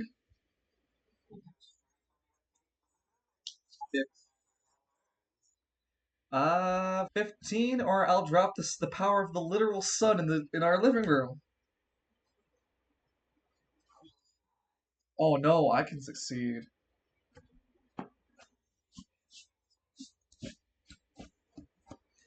Oh shit, I forgot I'm green tea. Hold on. Sorry, I was thinking I was sun for a second. Because to be fair, sun is also another smoke leaf. Alright, so green tea would not be growing green smoke leaf. Oh, that's a sun thing. Green tea would have all of his heat. I'm holding private raves in the basement.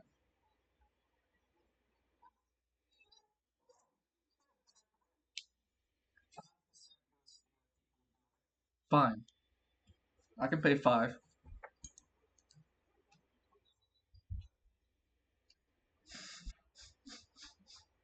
It took me a second to realize which smoke leaf user I'm talking about again. So you spend your first half of the week deciding that you're going to travel towards Travail Church. Yeah, it's not too far.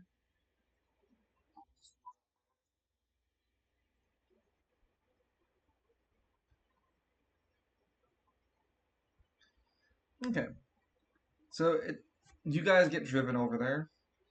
Um, it's again for the audience that aren't too aware. Traveling throughout Spiral City is a mega city. It does take some considerable time. So traveling from the Market District to Travail is about yeah, it's about 6 hour travel because Travail to West Bay is about 7 to 8. So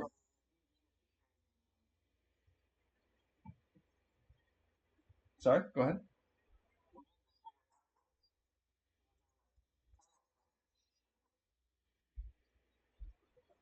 Yeah, it's how big the city is. It's not just a, oh, that's an hour or two and then you get to the next place. No, no, no, no. It's a commitment. It's going through literal cities. Traveling to Travail doesn't give too much of there isn't too much of terms of traffic. There isn't any delays in your travel. They're just the sights of Spiral City, noticing the different quality dip from Market District, how it goes up like crazy in the Hammer District, the large turnpike that surrounds the spire is a beautiful marvel of its own ingenuity, just to try to get close as possible to the spire while maintaining its beauty. If an observant person looks out the window while they drive in this place, they could actually see Wayward Sun sitting at the rotating sundial that's at the top, near top of the. Not, there's the top of the spire, but like there's the large base of the spire. The spire continues past this large sundial. The spire continues to go infinitely to the skies above. It does never seems to stop. You could look as high as you like, and it just always keeps going. But there's like a plateau platform where there's a large sundial, and those astute enough could see Wayward Sun sitting there. You guys travel to Travail Church with little to no harm done to your persons, and it'd be within the evening that you arrive at the church. It'd be noteworthy that the church of the exterior still looks quite the same. It just has a it has a foreboding energy that comes from it, being with the demonic energy presence and all.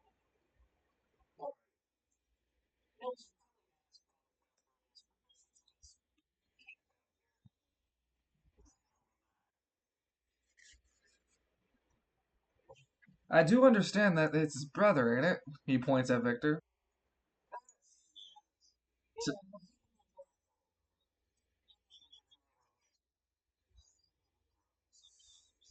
mm,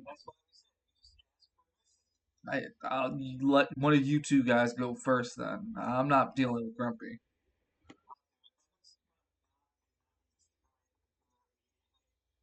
You're not gonna knock it? You're just gonna try for it?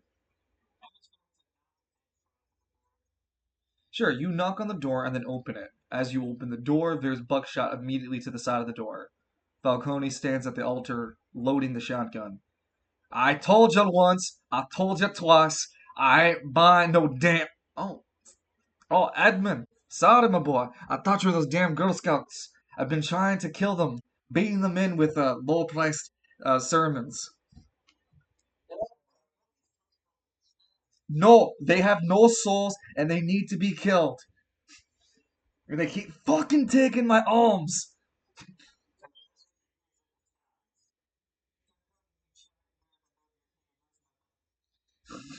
No, Falcone's standing at his altar. He holds his shotgun. He shot at the doorway, right next to you, Edmund. He could have killed you. He barely missed you because he realized it was you last second because he was trying to kill Girl Scouts.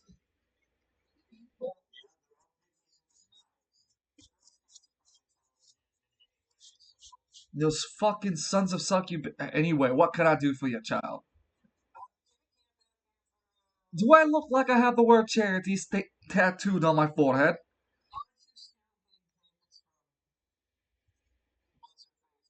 A Lord of Flame Breath.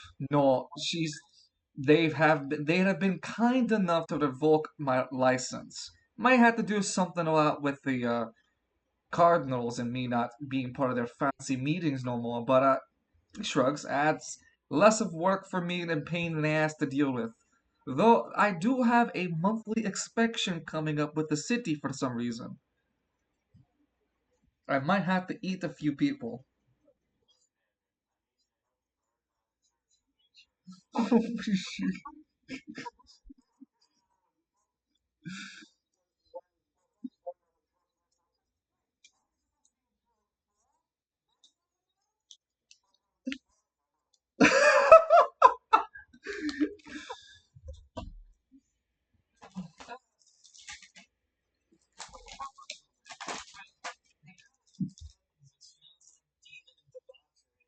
What? That's slander! No, I used rosemary in my fertilizer.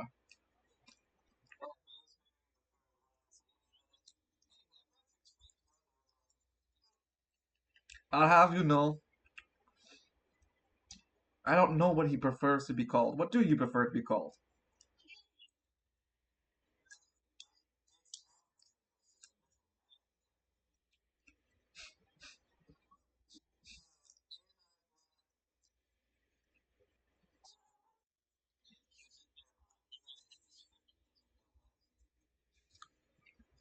Falcone, Father Falcone eyes up and down Devon. Devon like backs up 2 or 3 steps instinctively in fear, like, see, fucking devil. Oh, you were at the tournament, and I see that you got an anima in you. Yeah, I don't like this guy. I like you. Oh, there would actually be a person sweeping up, because Falcone actually has a follower.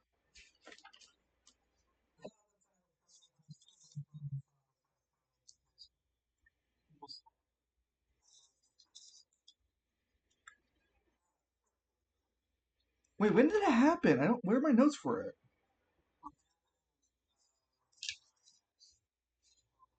Ah, okay. So let me add it. Let me add it in the sparring match details. Okay.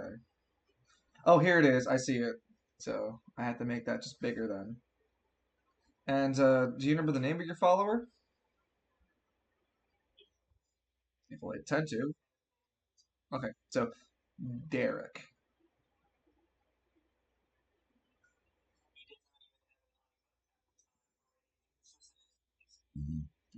I'm going to roll a D100. Derek. No. Uh, Derek. He's also just a.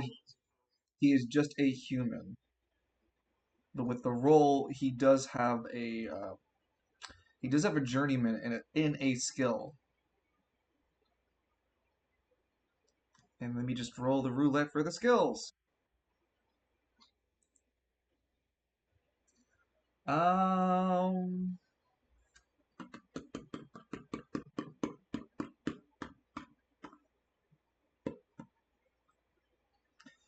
you found him at the fighting arena, right?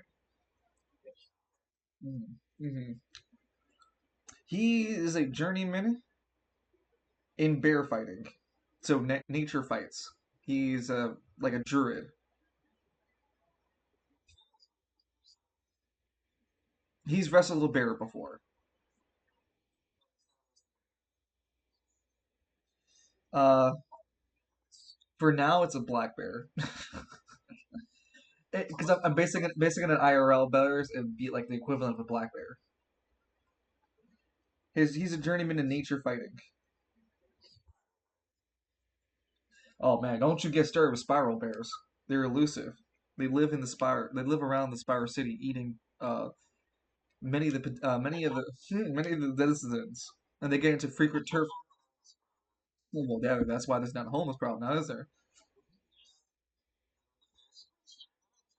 No, no, no. They go into the sewers and have turf wars with the residents of the sewer. I look at you really seriously.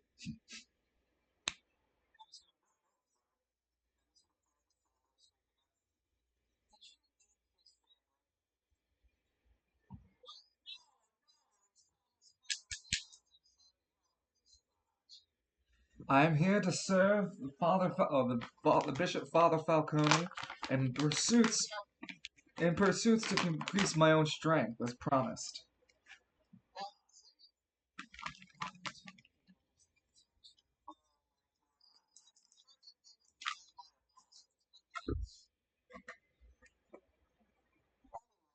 I totally signed up, willing to sell my soul. Derek says as he continues to sweep.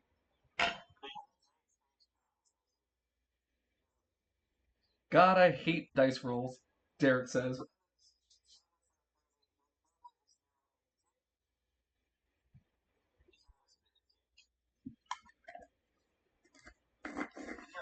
So, so You exactly want me to shelter you free. What exactly business do you have in Travail? Lower spire. Oh, okay. If you're going poking around the lower spire, and it's kind of do me some favor to look around for a group called the Starmen. You might remember the folk, the ones who Victor, because Vincent, yeah, Victor Vincent was there. They attacked the stylish, not the stylish imp. The other is yes, it was the stylish imp. Okay, yeah.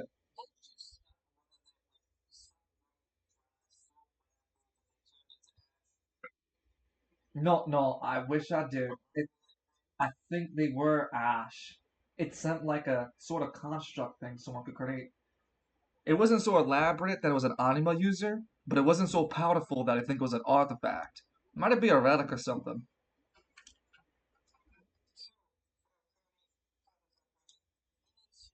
Bishop Father Falcon never loses the title. Oh, oh, wait, sorry. Now he calls himself Deacon Father.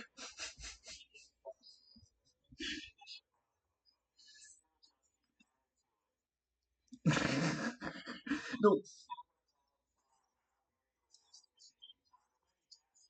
Saint Deacon Bishop Father.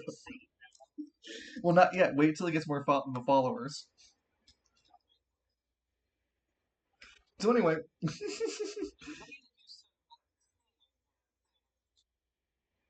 oh, okay. Listen, I still run my fertilizer business. I'd give you a free charge. Still have to charge you 20 for the disposal. Free charge though.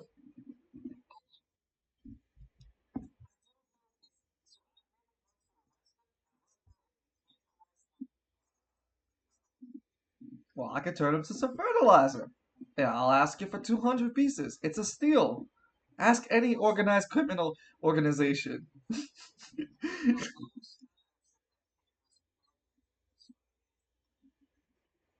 Well, I've never really been to the lower spot before. I mean, there was that one event I broke machines. I didn't really see. Good times, good times. It was with Alistair, my boy. What a good boy.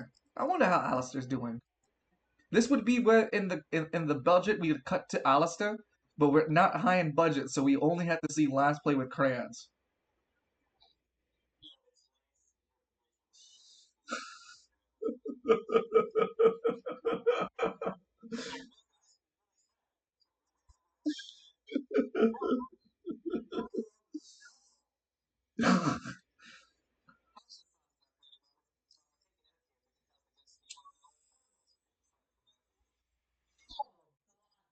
Hold on. No, I've installed a ring central to the front door. Now I can see who rings the bell instead of opening it like a jackass. Though I've been worried lately. I've been catching Nero in the perimeter.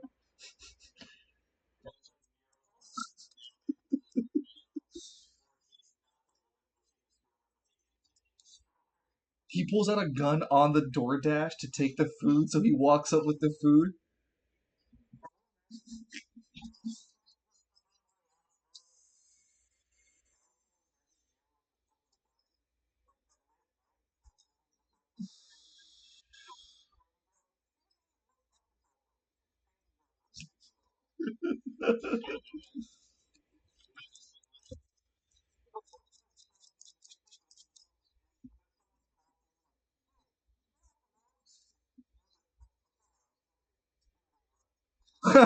He backs into the sidewalk. Sorry, I didn't mean to. I was just trying to see that guy over there. I'm trying to intimidate that fellow.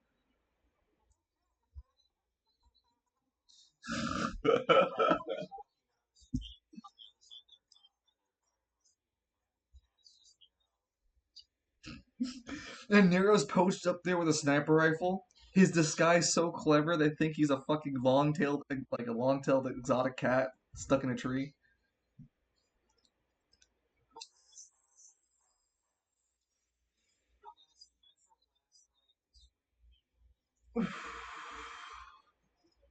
Nice. Nice. Gonna go grab it. Okay, so I I don't really have any sort of say of saying no to you, but I'm definitely gonna charge you 250 a head.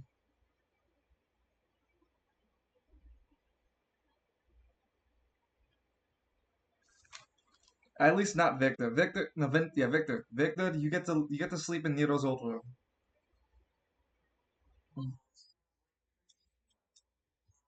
Oh no no no no no! I've been leaving some of the pre-fertilizer in there a few days, then moving it to the basement.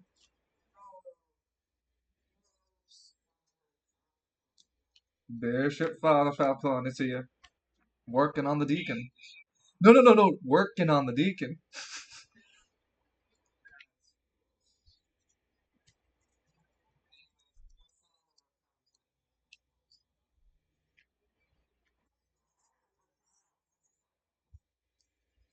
Derek looks up from Brobrink. I I greet death every moment I breathe. Vincent's like, he says that sometimes, but he's actually a good fella. You missed a spot over there, and Vincent literally just takes out a cup. It doesn't explain. I can't explain why wasn't filled when he pulls it out of his pocket because suddenly it's filled with wine. And he throws it across the room. You missed the spot over there, Derek. See what? No, I took it out of my inventory.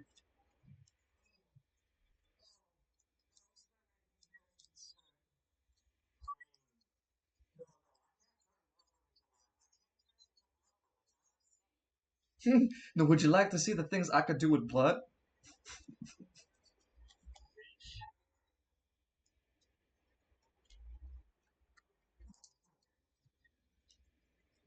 So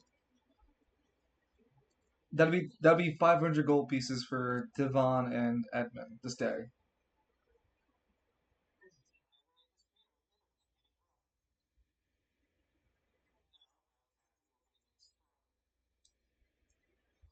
No, no, no, no. Those two are not. You're not getting extorted. You're yeah, yeah. Those two are not the three of you.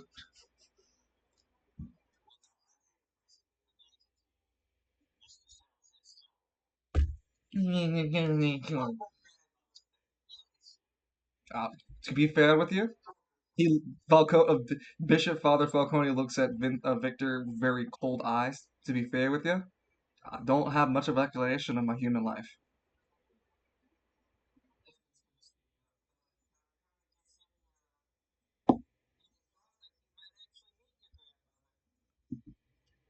Actually, probably somewhere in hell. Victor looking absolutely upset. What?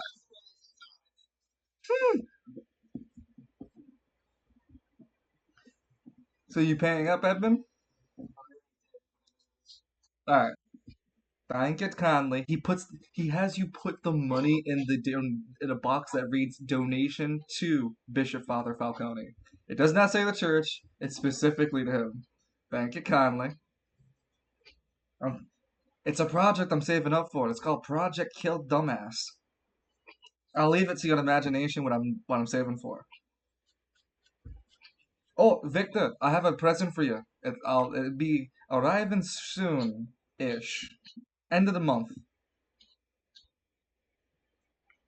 Remember father's hmm? Oh, kind of like a puppy. Remember father's old hunting hound? Yeah, you said that you loved that hound so much, so I fancied you some armor based on the hound itself, with a little touch of your older brother in there.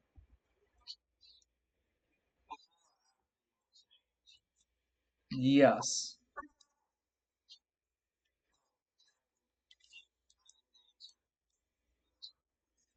Hey, Captain, I am danger.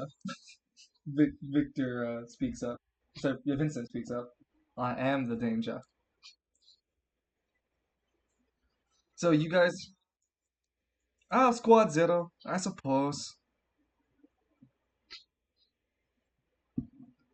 It just makes it easier for committing crimes like this.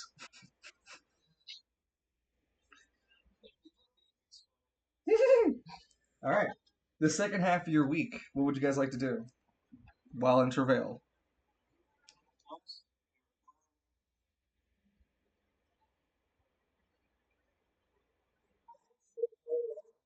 Uh-huh.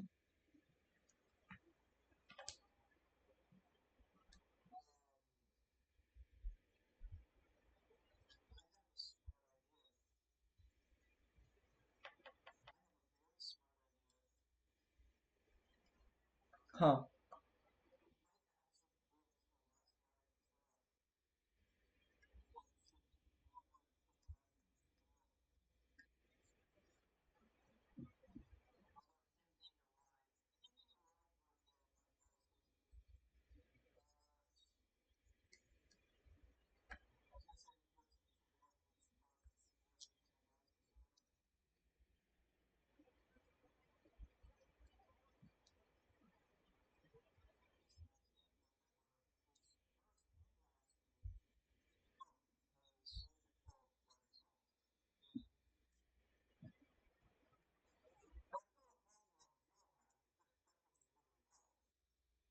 Well, yeah, he's been only been called that. Yeah.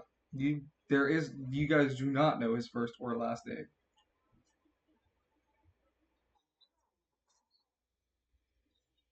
And you do know that he's been touring between the upper and lower spires.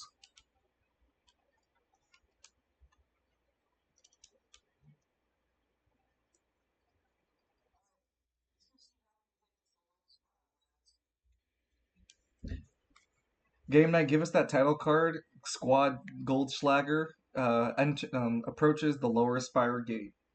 Police check. Sorry, the police checkpoint. When you guys approach the dividing line, there's the gray. You see the gray line? That is the actual checkpoint. There are still some stores and areas within the lower spire that's always open to the public. The gray line indicates where you're not allowed to go further without a checkpoint. So you can begin your investigation either in the what they call the outer lower spire or go to the straight up go to the security checkpoint.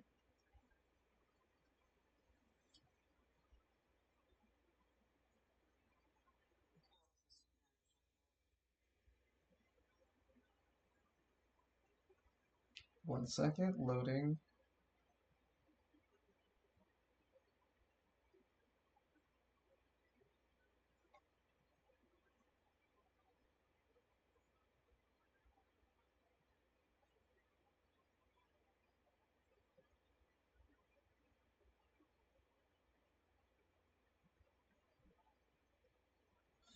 You approach the travail. So first, when you three walk into the lower spire, it's like the district is literally a inch or two lower than travail. Like it's literally a little bit lower. And it's noticeable because once you leave travail, you have to step down. Or if you leave the lower spire, you have to step up into travail.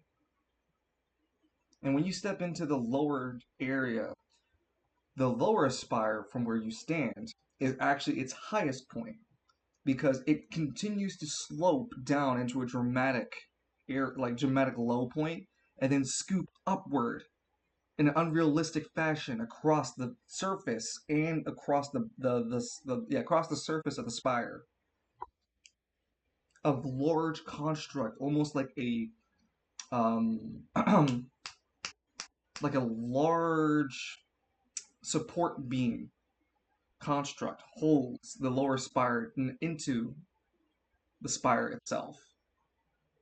And this impossible looped cavern, like not the cavern, this impossibly looped valley is what they considered the rest of the lower spire and the actual district itself, living in this impossible space where this it seems like the buildings are built literally at a 90-degree angle because of how awkwardly looped it can get.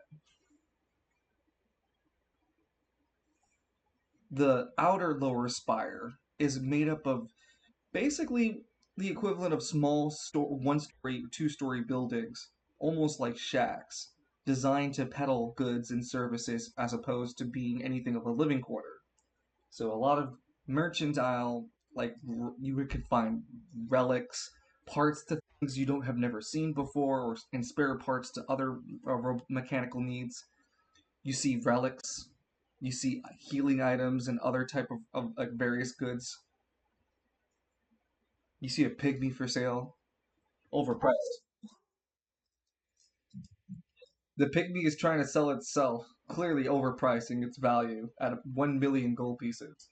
I'm a good worker. I'm worth every piece.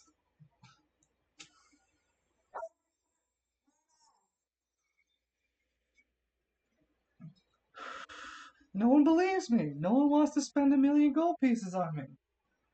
I'm like final end game stuff. Come on, I'll help you. I'll do anything. Fold your sheets. Fight God. What's it to you?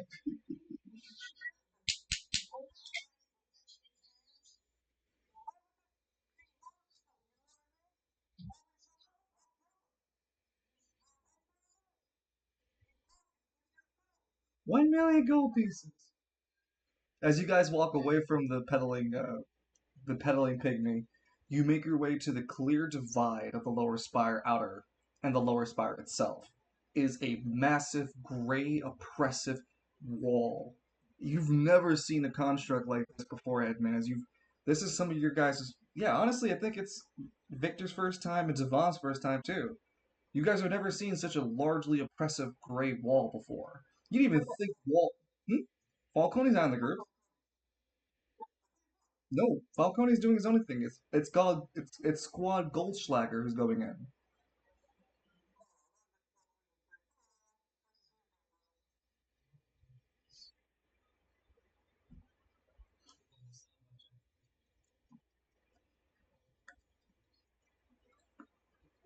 You were much younger at the time, and probably at night and or the evening, where you weren't or even weren't paying attention to the details because you were too excited for the tournament you fought.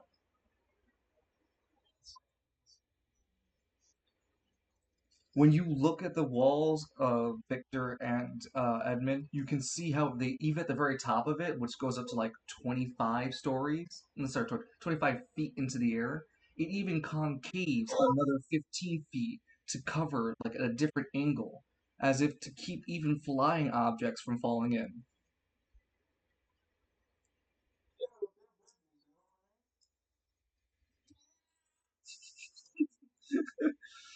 At this very large, oppressive gray wall, there's a small single inlet. It's large enough to let two lanes of car traffic or our equivalent in, but it's guarded by a large metal fence that has to be manually opened by one guard and another guard who stands at point and calls it in to open the other half of the gate.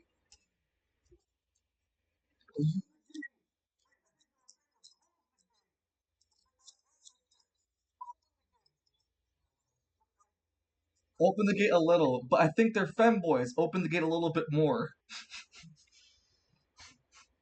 Anyway, you guys approach the gate and get told, "Halt!" You see men wearing jet black outfits. They have head visors that block off even their face and only expose their lower mouth to you. One man has a clean shave and another one is fully beard. Both of them are pale, as far as you can tell from their noses. The man with the pale skin takes the voice and charge of the conversation. You don't see a visible weapon on him, but you do see some sort of elongated pipe on his back. It's a weird apparatus device you've never seen it before. What business do you have here?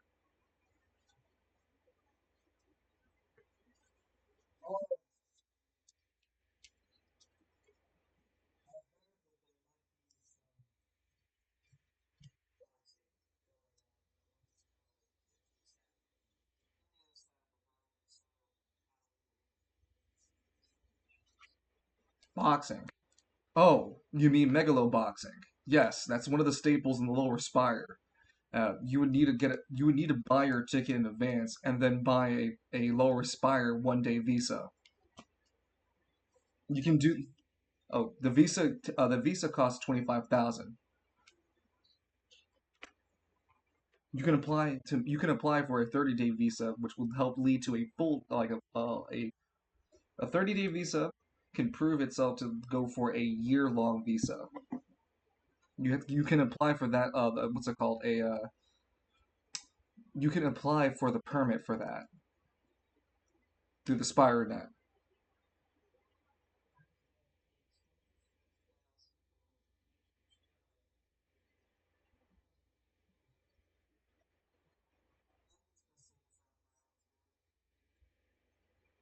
Devon scratches his head. I mean, that's why they always say lower spire is gatekeeping.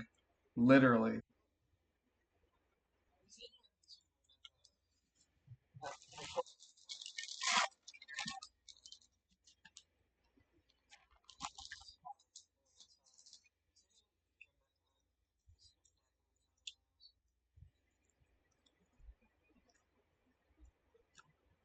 The lead guard raises his, like you can't see expressions, but give you the equivalent of never heard of them. I know Megalo boxing. I know some of the stars for that. Never heard of this spectacular Johnny Miles.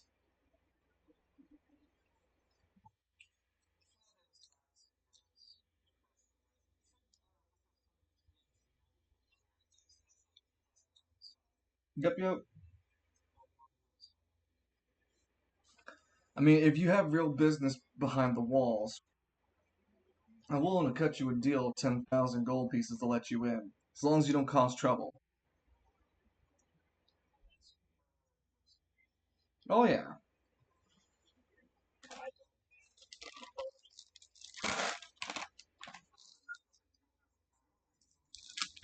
Look, it sounds like you don't have business in the lower spire. No, it sounds like you need 30,000 to have business in my lower spire.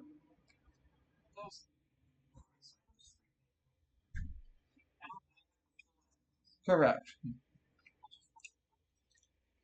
You don't know where it is, you mean.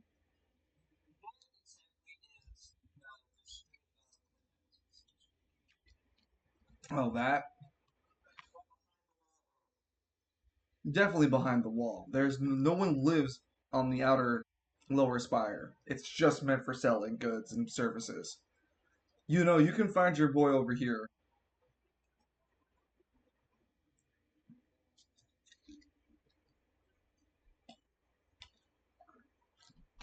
Yeah, that's a deep district. It's got a really nice park over there. Heard the femboys are in season. No, no, no.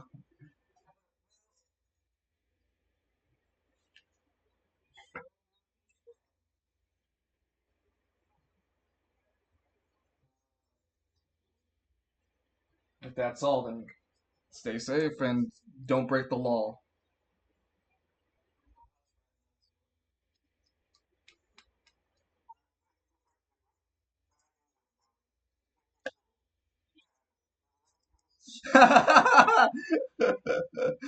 Devon looks at Edmund really stupidly. Yeah, no, I was there for it.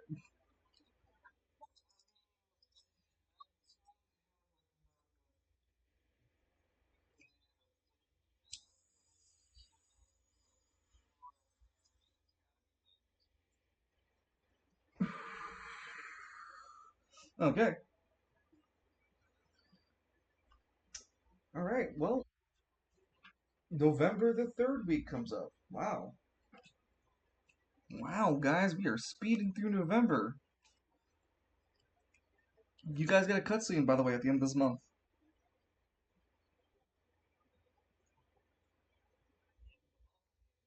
End of the month. Well, end of the week. Sorry, at the end of this week. So I have to wait for this for Kalis to come back when he's ready. But how do you guys feel about the roleplay so far? Do you guys enjoying the week constructs of the day?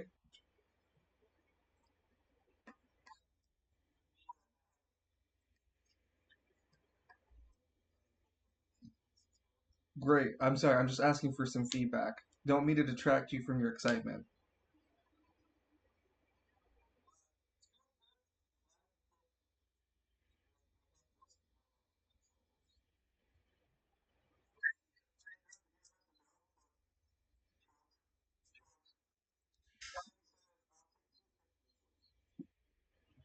No, sir, you can't have any more pygmies. There's already a lot of them on top of Lance.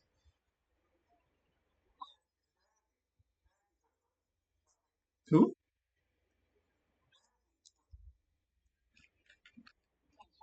Oh, I'll take two pygmies, please. Hey, Tazzy.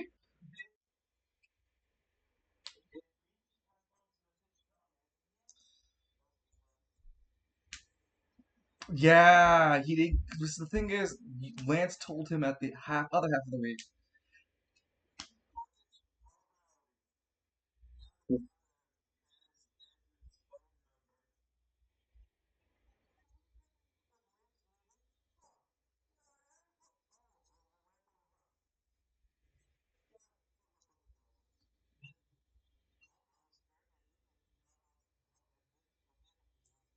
Jenny, help me. Lance, help me out. We got to package two of these pygmies, and they like to run around a lot. You see, Lance is trying to run around grabbing pygmies, and my large DM hand trying to help grab him. Yeah, damn it! He won't. Fucking still, Lance, help me!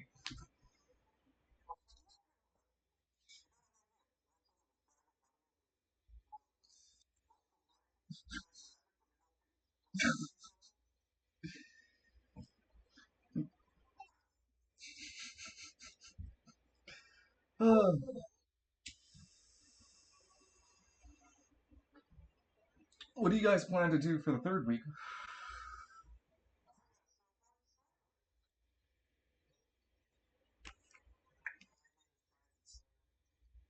Lance, your car is ready for pickup.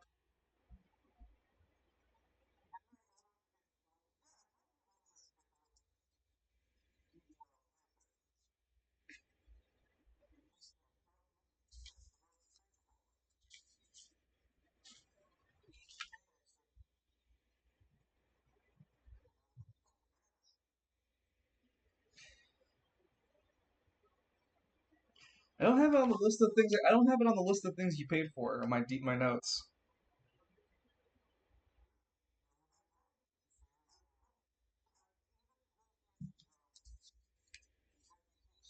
All right, what's the name of the NPC? What's the name of what's the name of the pigman?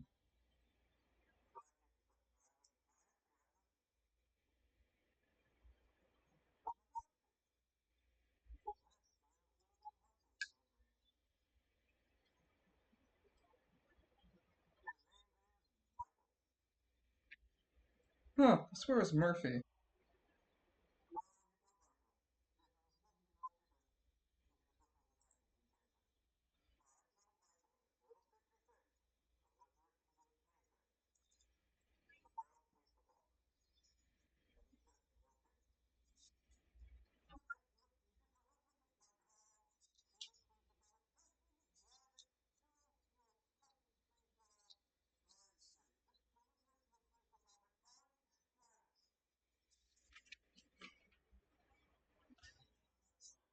No, you're fine.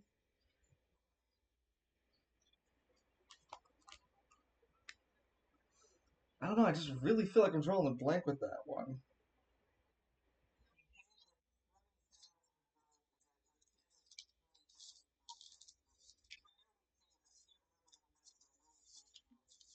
He did pay 400. He did pay 400,000, and there is a 20,000 tag out after it. So you didn't know that. So I'd say yeah, he did pay for it. Because the thing is, you said he paid it for 20,000, and it matches up with the price tag that you didn't even know I had written here. So it makes out he paid 400K for the upgrades and then 20,000 for the delivery.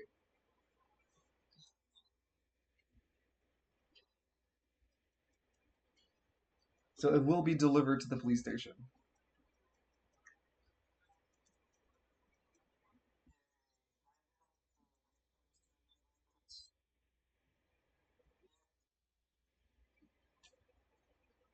The homeless man screams. The The homeless man screams outside again. It's like a lion.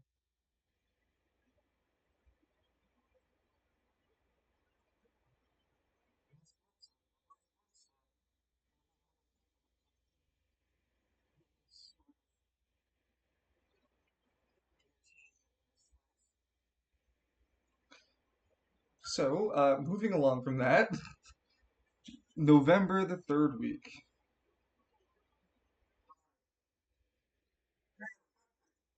There is a cutscene. One second.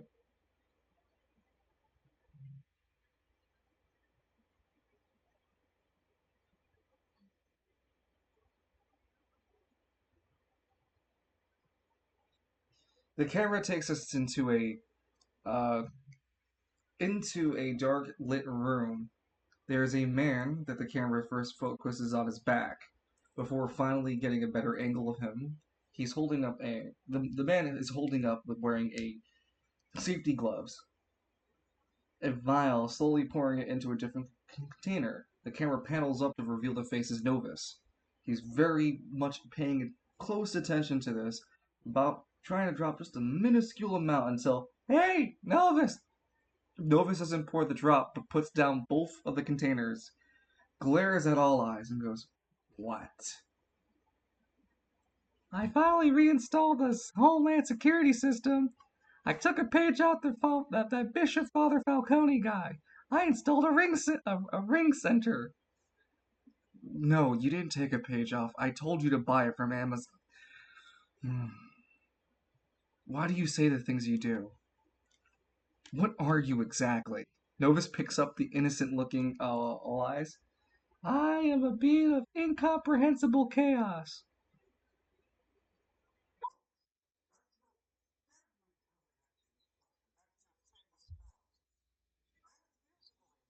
Well, that's why I'm incomprehensible. Get it?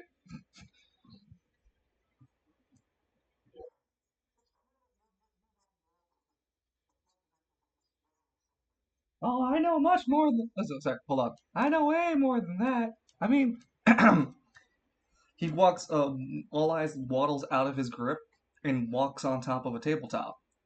He walks over and pushes a lever, revealing that the room that all Novus is in is also a laboratory. It pulls up a container, cylindrical container, pulling from the floor and pulls up to the ceiling. You can see inside the cylindrical device is flowing liquid. It's colored in orange, and there's some sort of creature in the center of it. You guys recognize it as the creature that was the dimensional being. There is something seriously going on with that creature, and in that viscous fluid as All Eyes touches it. It's only a matter of time before I finally get a true body.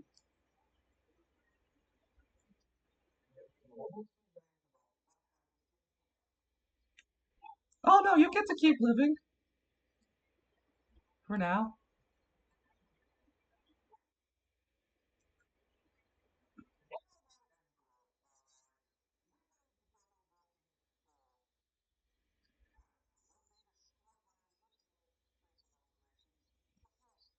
All Eyes turns to face Novus with a very tired look. Yes, I know your goals, Novus. They're so insignificant and below me that I ignore them actively. If I wanted your opinion, I'd ask after I took the shit. Now, I'm preparing the rest of the Nelcro district to keep this place safe. I've already reestablished most of my assets. Novus, no, not Novus. All Eyes hops over towards a table with some papers on it.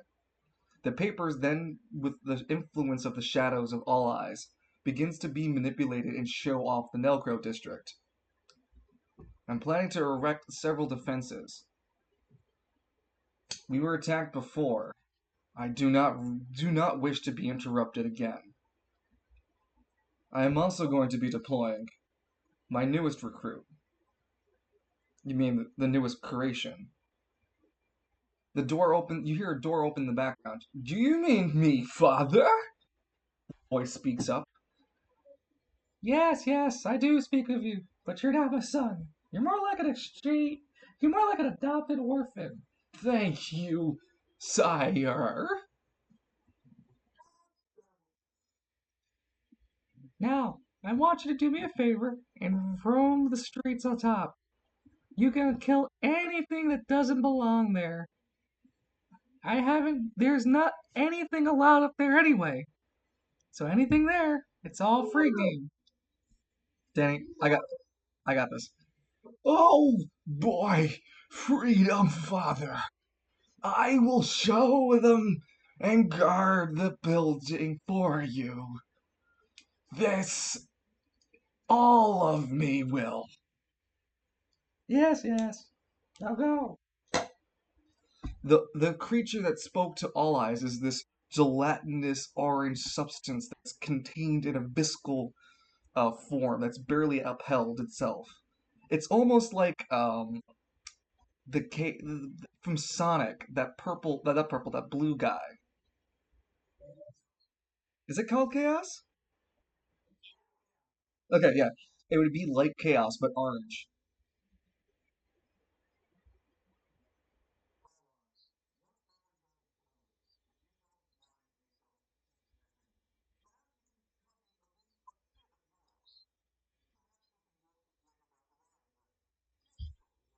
I have total interest in your intelligence, Novus. There are several things that my fractured mind cannot comprehend, and I need intelligence as yours. That brain of yours. It's deliciously large. Stares at it.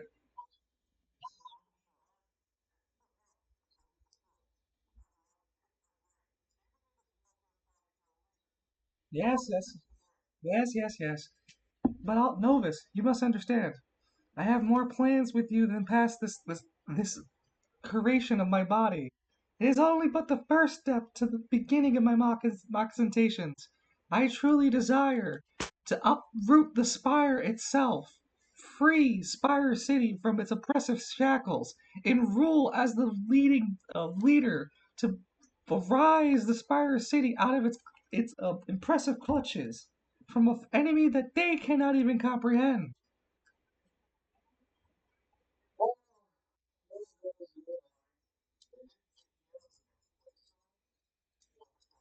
No, no, you don't get to have a say if you're doing things or not. You're doing them. And the reason you're doing them is to get back at Squad Zero for killing you.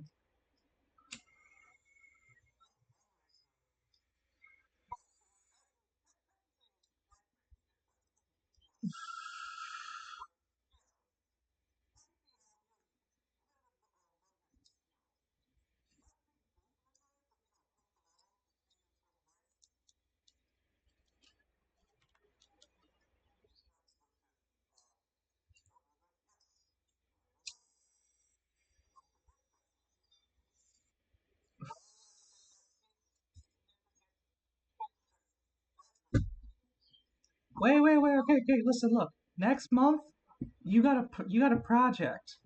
It involves it involves the Heroes League. We're gonna have one of the members come in for surgery, repair, sort of a upgrade, if you will.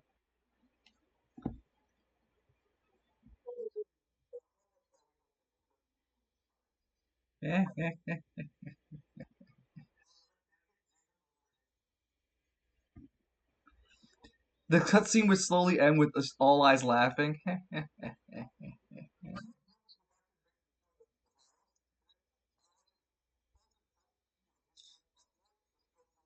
No, no, no, no, no, no, no, no, no. All Eyes wouldn't do that. All Eyes would look That's not gonna work. and just walks away. Nope.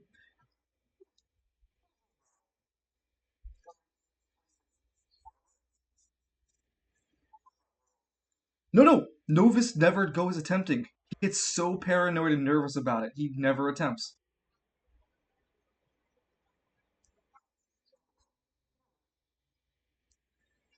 It's All Eyes after all.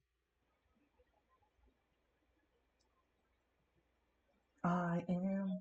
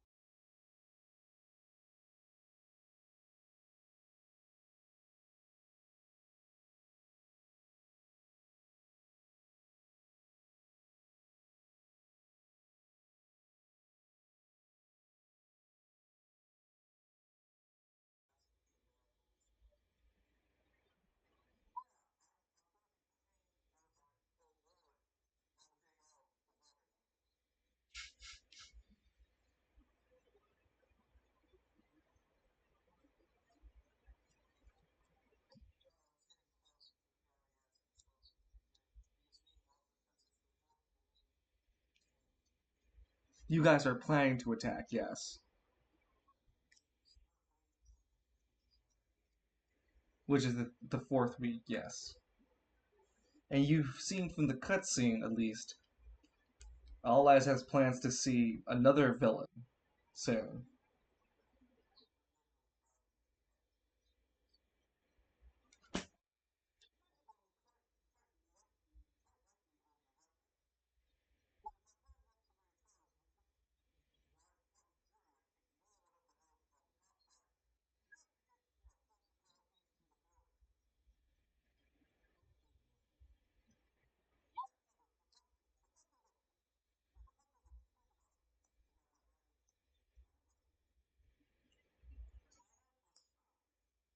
I might have an answer.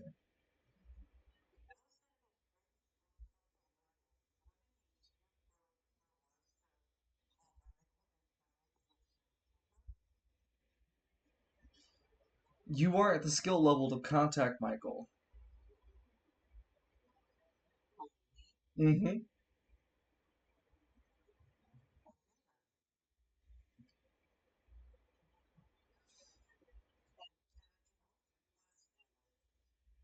Not willingly.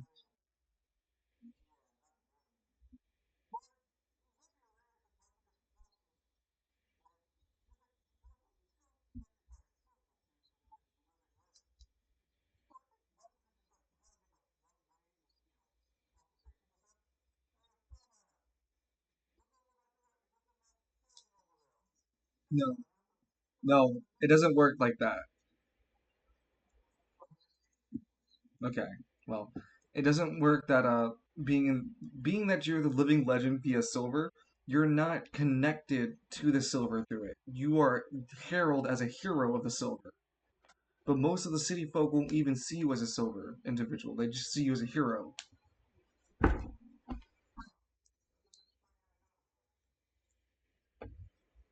So you're not connected through the silver being the living legend. You're just a hero of it. You need the skill silver magic to use silver magic or to commune through it. But even then, it'll need a certain level of skill level.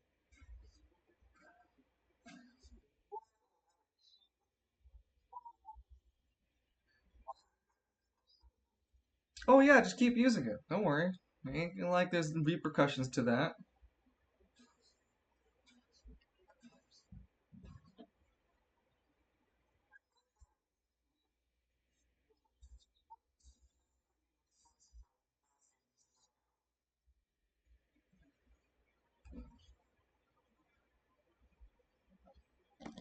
So third week. Who wants to go? We're gonna finish with Lance going first.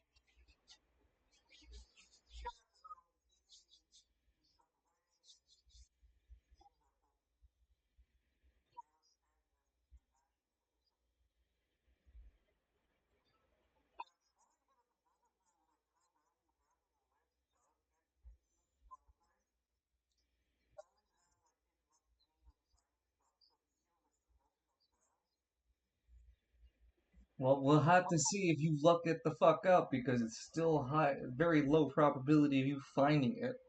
It is each district is supposed to be its own little city. It's a needle in a haystack, and Lance is against the odds.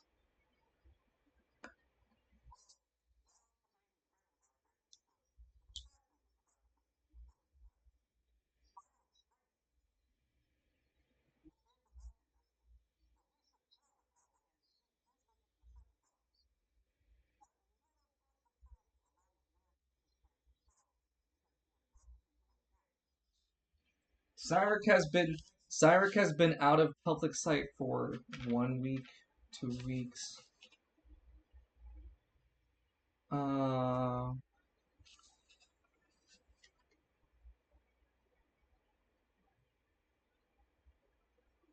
yeah, for 2 weeks. So to make it a difficult, very difficult role.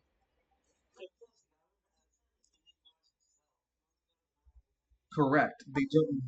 They don't know him as Cyric Gunval. They know him as Maverick. And no, like even if you describe Cyric, I mean it sounds similar to Maverick, but at the same point in time, it'd be a needle in the haystack finding someone to remember that guy, where he went, with any sort of relative clue. And even then, you still probably won't be able to know which building. The reason why Cyrus found the place so easy is because he's literally silver. He has the intuition with the silver magic to find places attuned for people who have silver to find it.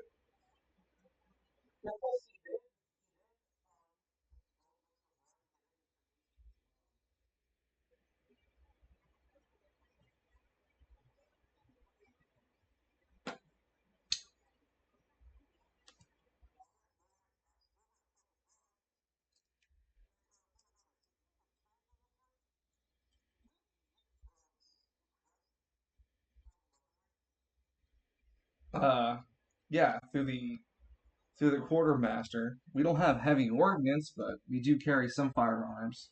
Right, with suppression. We carry a limited supply. I don't know how much Chiron's willing to give up.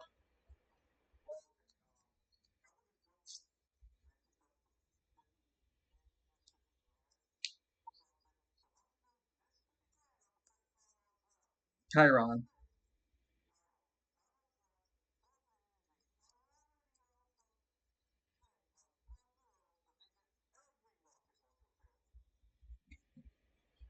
Well, here, you can keep 2,000, 20,000. He's only gonna sell you three.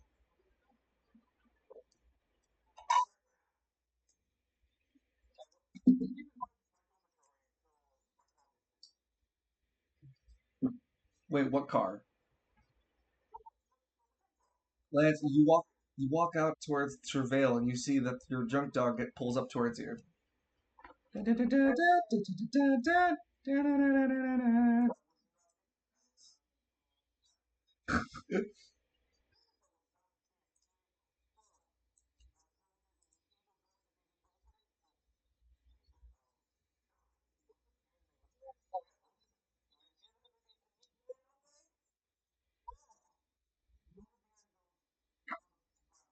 I told you already, I don't have 32 bit capability with the horror system.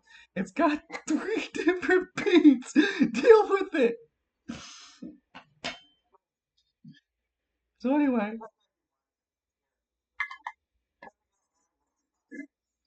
no problem. Michael pulls out a small relic that turns into a pad.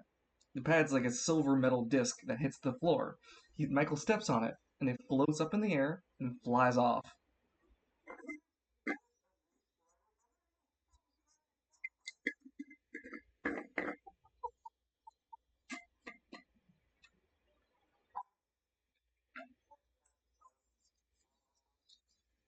It shines with a custom bear, not custom bear, with the with on the house oil, not oil, shit, what do they call it, a shiner, a buffer. They put a wax polish, there you go. They polish the shit out of the door knocker.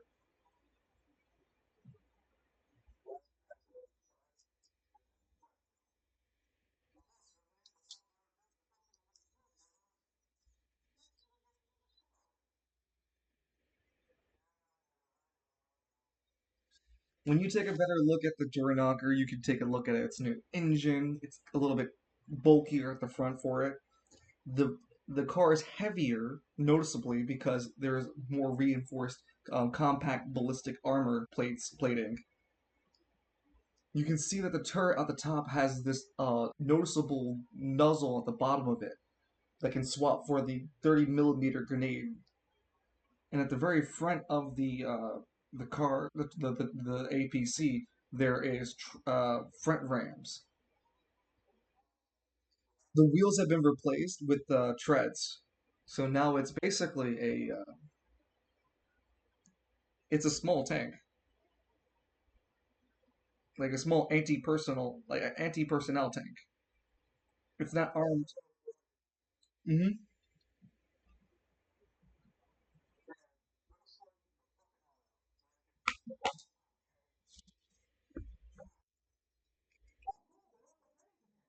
There are indeed no pennies.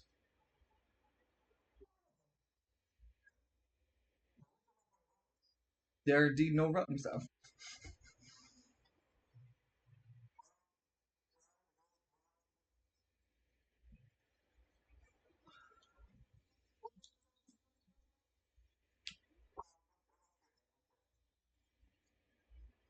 Or are you?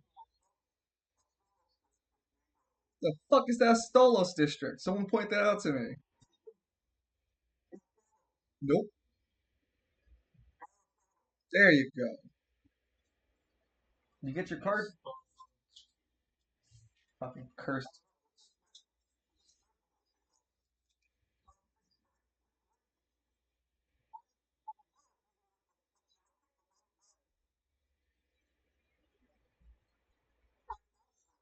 Yeah.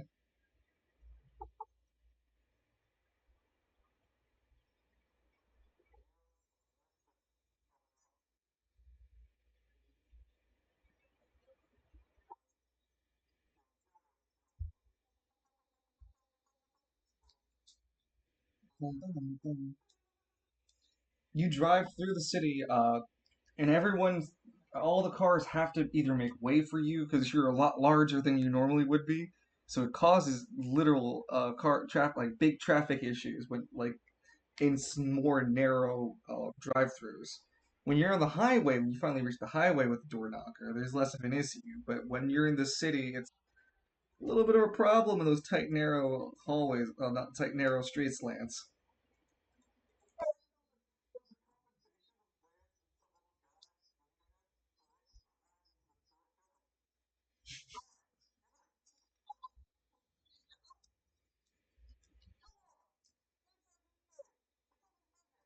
They peel away driving.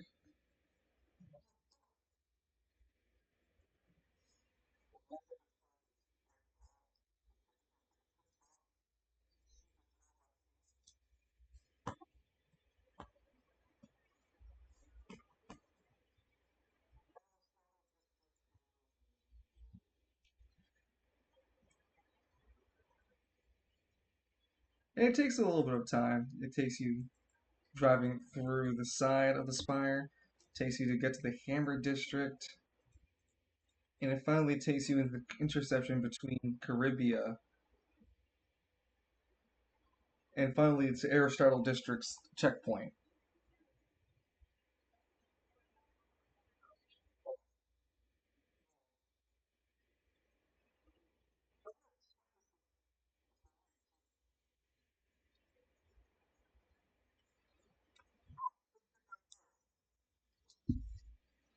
Yeah, you don't have to stop in checkpoints to drive through district. Well, you have to check. You have to drive through districts to checkpoint them. But where you went through for the Hammer District isn't technically in the Hammer District. It's a large road that helps connect the Hammer District to the Market District, and people to go into West sector of Caribbean.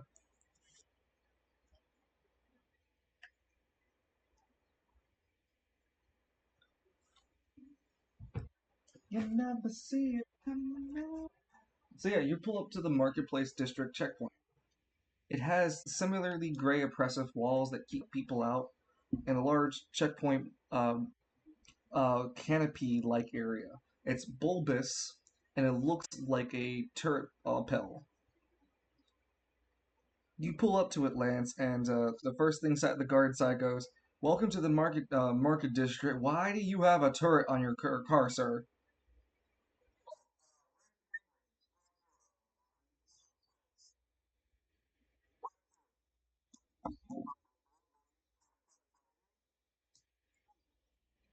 Sir, with all due respect, you don't need to be driving around with anti-per. Are those treads, sir?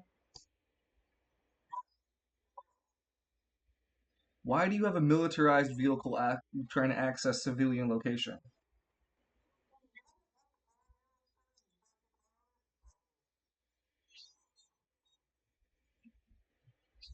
We'll probably cite you for the parking. 150 gold pieces.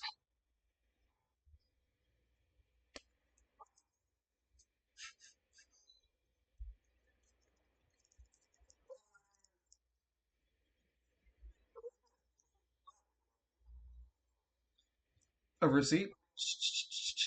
Here you go. It has your parking spot too.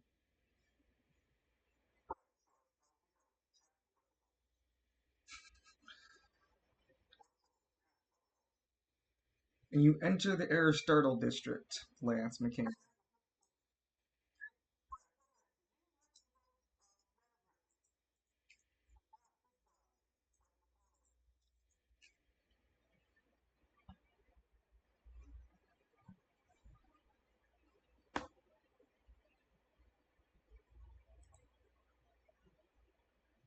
Sorry, I didn't catch the tournament.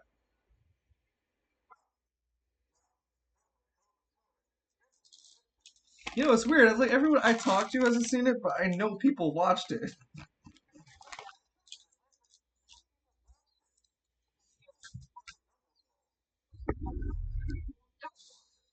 Weird.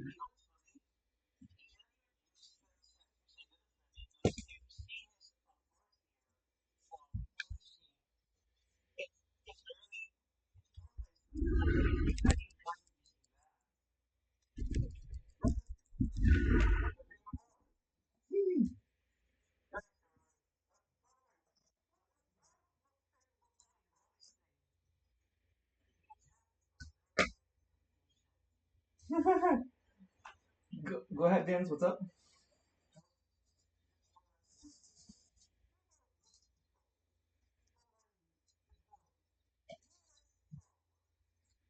Aristotle district, important.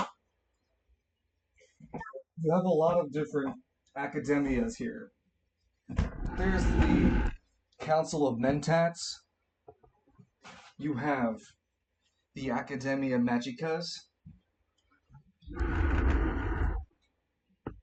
and finally you have the ruinous relics studies.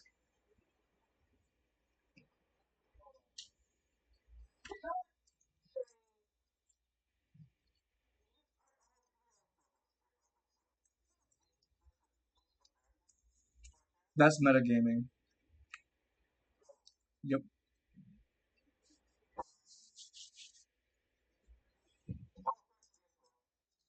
Yeah. Wish I could help you with anything. If there's anything else I can help you with, just stay out of trouble. Don't cause any.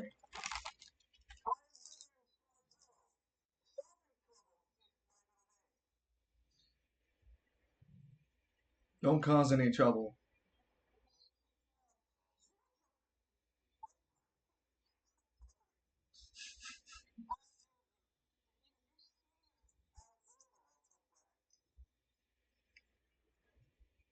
All right, this is your half of the week.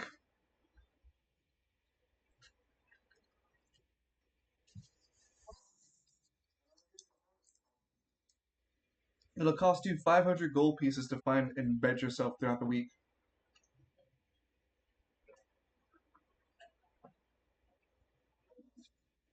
Or you can sleep outside and risk getting attacked.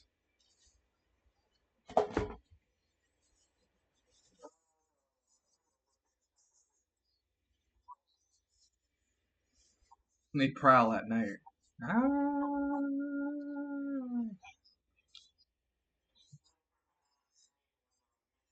Pack of pygmies are called a tax deductible.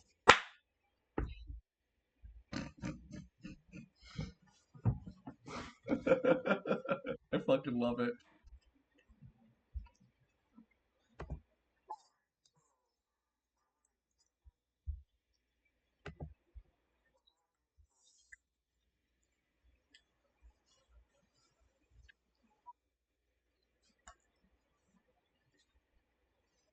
It is a needle in the haystack. You've deduced as far as the Aristotle, but you don't have any other clues to lead you further.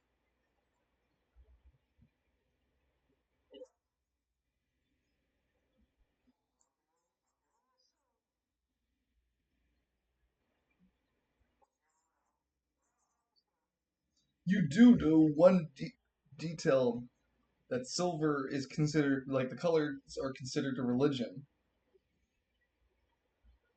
You know this at least from the yellow, because the yellow's it on you. And you saw how church like that was.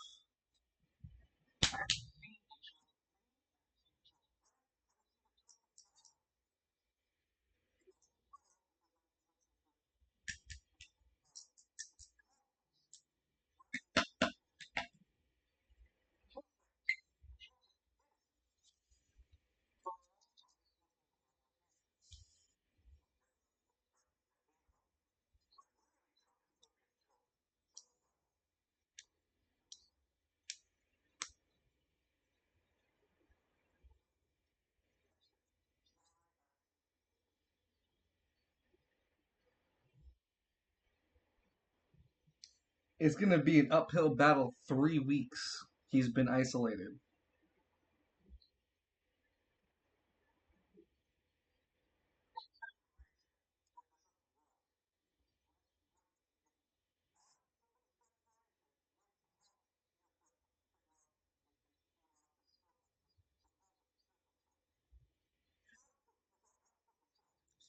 It's either you ask around or you use GSS. It's not one or the other.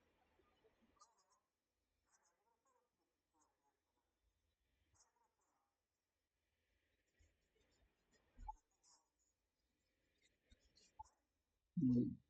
Yes, you can use it. When you use fragmented time out of combat, it takes a full month to recharge.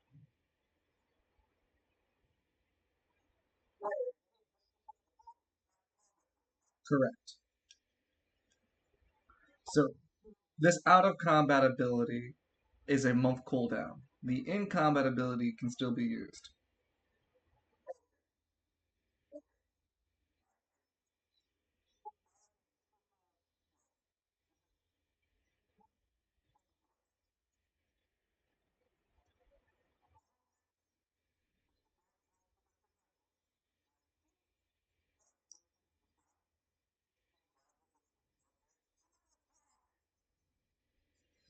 You feel your stomach like lurch, spin, tumble, fall, fly, and then try to stabilize all at the same time.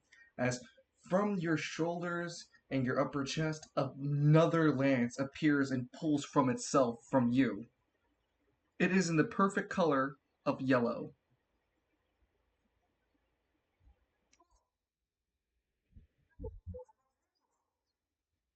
It mimics your mouth, but no words come out.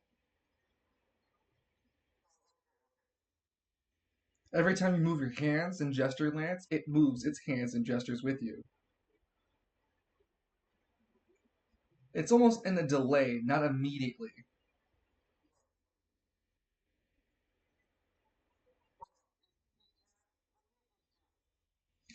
You can make a decision, and it will make the decision. Like, you can tell it to make a decision, and its decision will be in a parallel time. You have to decide if you want the effect or not.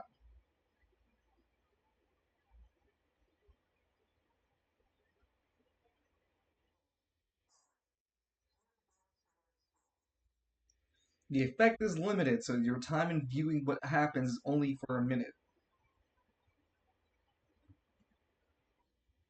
You see the yellow lance back away from you.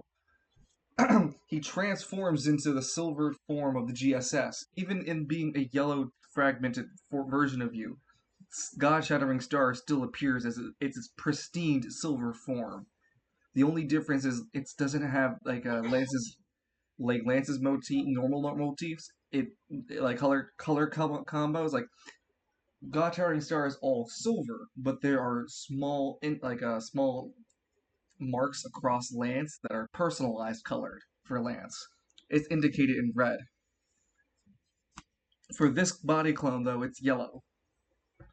Lance, you see a minute in the future, and you see that God Shattering Star creates a tag called Silver Search. Oh, yeah, no, sorry, that's a color search.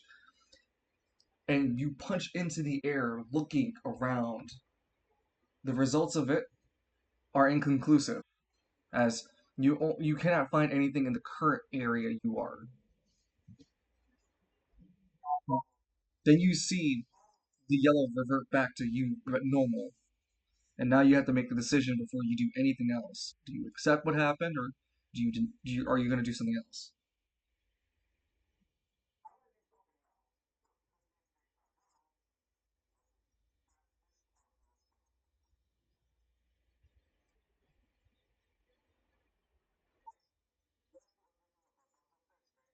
It disappears. It melts away back into the fragment of time, which then dulls in color. It will recolor itself in a month.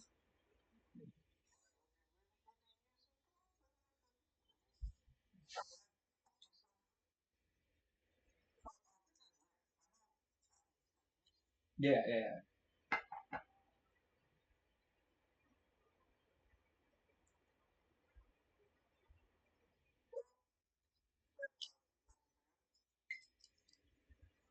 A woman and a child across the street are walking across. The child goes, "Mama, who's that man over there?"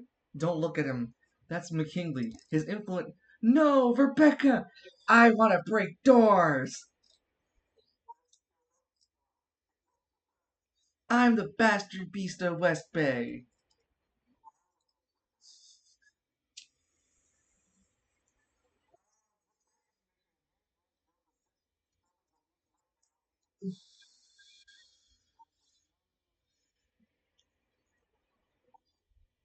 Roll a 1d10. 1 through 4 is west, and 6 through 10 is north.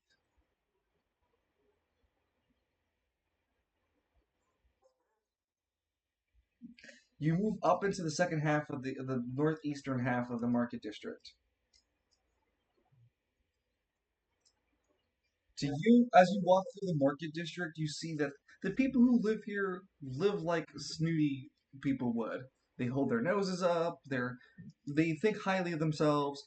You see some people that you really can't comprehend what the fuck they look like. There was a dude who wore a really big hat, and you couldn't see anything but large eyes approach from underneath the hat. And there were a group of people dressed the same way like him, or her, or it. You can't really tell, Lance. when you make your way when you make your way to this portion of when you make your way this portion of the market district, you can feel a tingling in your cavity teeth as you stand underneath one of the light posts. You look up to investigate to notice that the light post isn't the same as it is in the rest of the districts. At least here it does, isn't. You can sense that there's something different about the power that flows through the market district here. It's not like electricity, like you know. It's bothering you, kind of deal.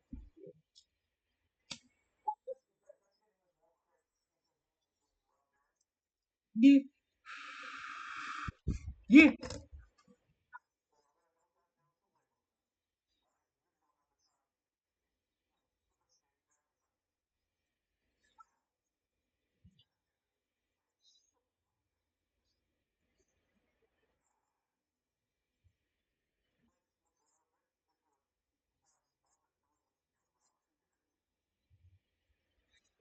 You continue to try to find a spot, but everywhere you go, there just happens to be a pygmy watching you. Oh,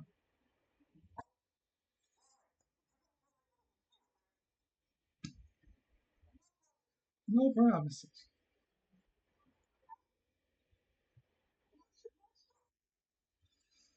Roll me a 1d100 to see if people detect you. Yelling and then transforming via a large silver pillar in the sky.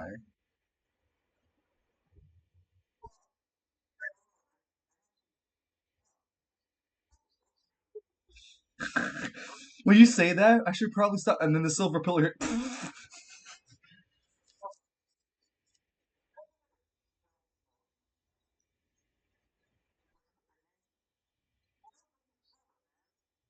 Roll a 1d100. 77. Oh, you did. All of China now knows where you are.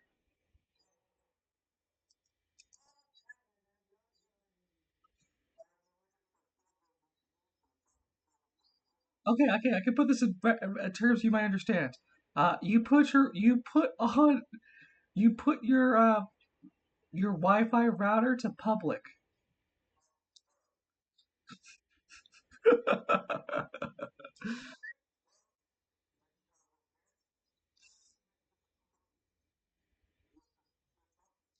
when you wait, when you activate the tag color search, you notice that there are people at the end of the alley that you're standing in, looking in and noticing you. You punch. Hmm?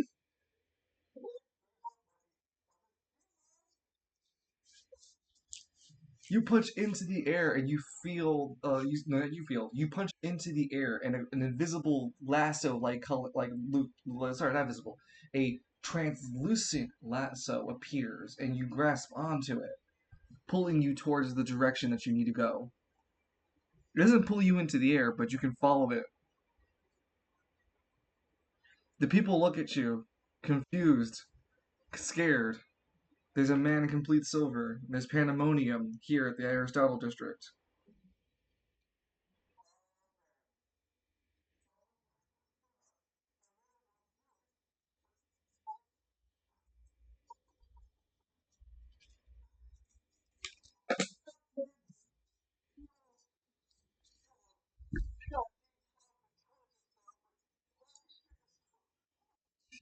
You may be D12 smart, but you're still D4 stupid.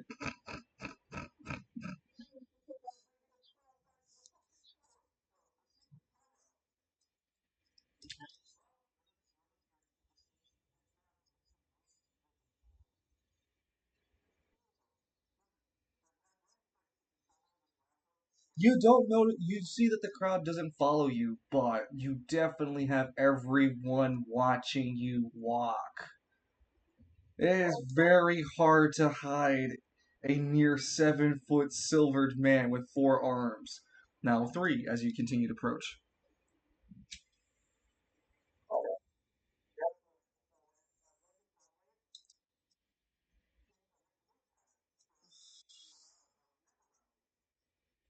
Sorry?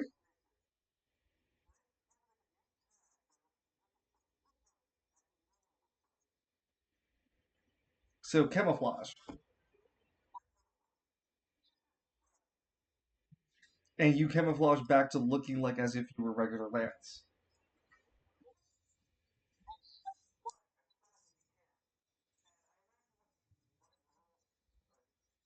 You get down to second arm, 2 arms. Now you cannot create any more new tags. You can only use your 2 arms to continue both tags.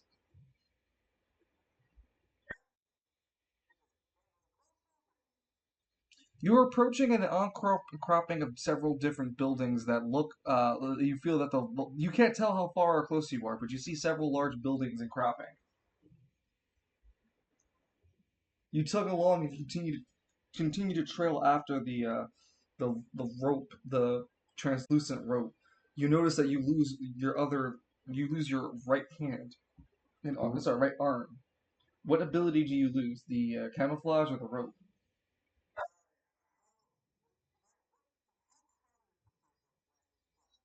You can see that there are not as many people as there were earlier, but if there's still people around, they'll still notice you.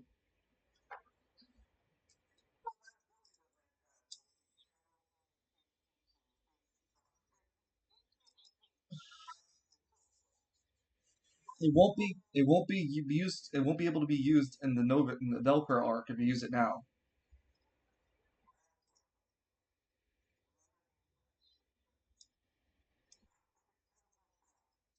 You drop the camouflage in front of you take an immediate left and your camouflage drops. You reveal to yourself to be a silver, large, giant man with one left arm pulling at something. You see that you almost topple over 3 ladies who are trying to take the corner at the same time with you, but they're the opposite. They're coming at you. You narrowly dodge with your dexterity. They barely have a moment to recognize that you were there before you're finally gone in a flash. Yeah. It's not like it's not like anyone using silver is just an automatic, oh, he's there, GPS sort of thing. It's not like Dragon Ball Z where power levels can be felt across the city. Well, I mean, it can be. He's not looking specifically, sir, for Cyric at this moment. He's used the tag looking for color. And back to the whole. It doesn't work like a beacon to each other unless you're that powerful. Lance isn't that powerful as a God-shattering star.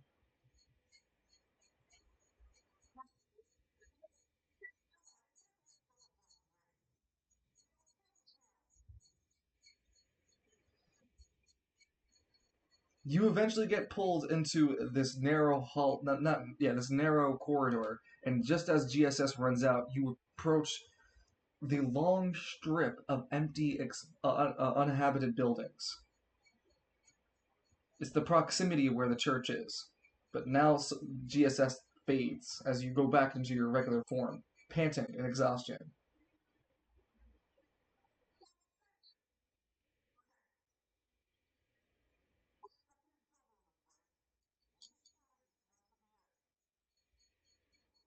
There are many buildings around.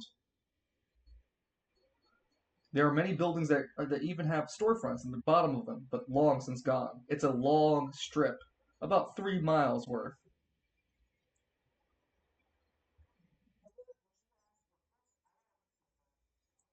Okay.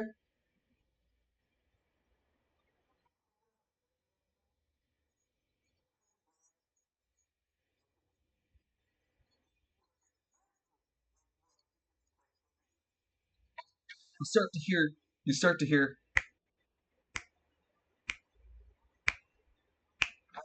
Oh, so it's finger snapping.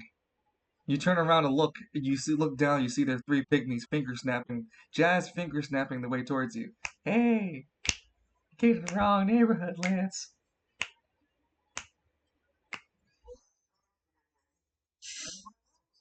He pulls out a knife. I'm gonna make your noodles straight this time.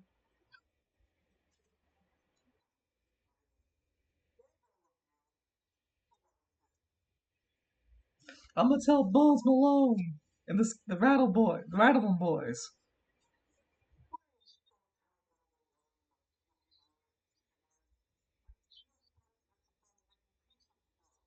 Yeah, yeah, yeah.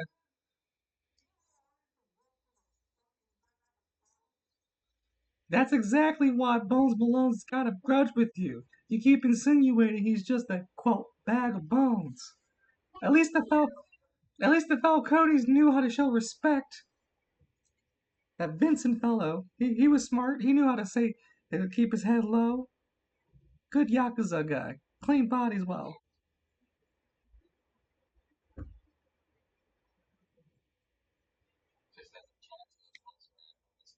Oh no, no, no, no, definitely not.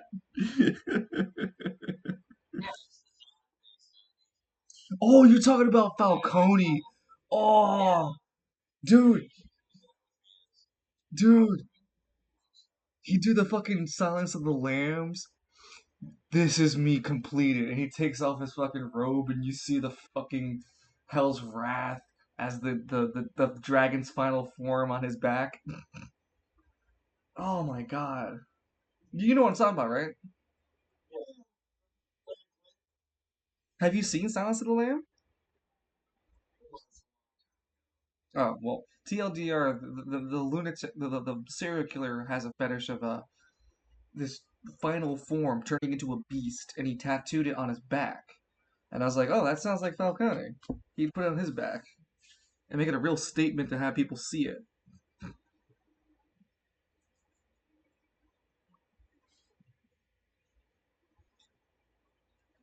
Or Yakuza with the Hell's Wrath. That'd be cool too. You would have your less, no worries, and you could have your lesser disciples with like various tattoos across their body with Hell's Wrath on them. No, no, waiting for you to come on back to ask your question.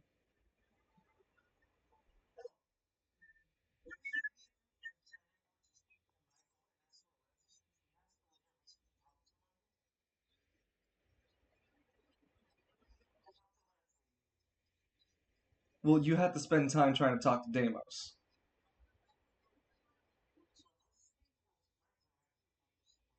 Correct. Because you don't have, like I mentioned again, you don't have the ability just to speak to this Michael fellow, and you're not familiar or know who this guy or what this guy is. No worries. So what's it gonna be, Mr. Lance? You're in the building. You're in 3 miles worth of abandoned buildings.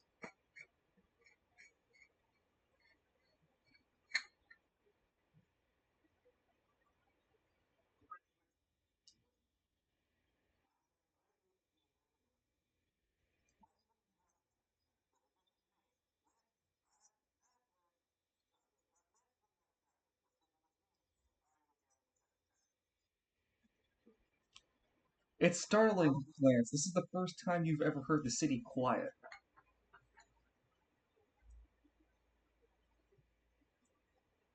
There's no cars. There's no one yelling at you. Almost nothing.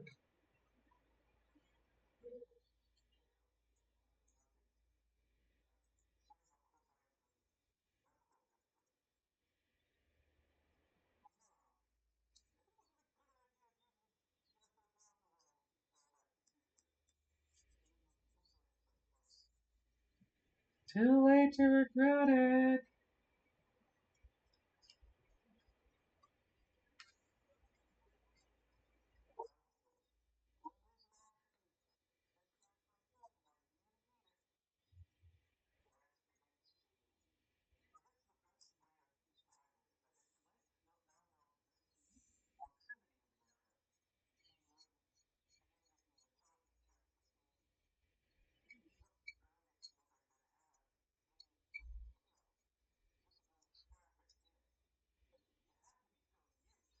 Oh, sure, you can look for visible traffic, and that's a near impossible feat for you to complete, since it looks like there's nothing has been touched here for years, decades, if anything.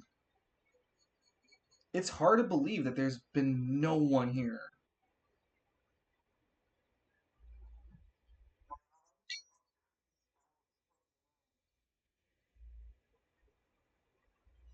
The church is inside this large building.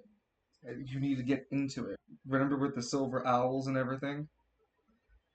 So yelling as loud as you can won't work, but Lance doesn't know that. He'd start to walk, making intelligence checks to try to figure out the tracks, and doubling his efforts by rolling. No, sorry, not by rolling, but by yelling.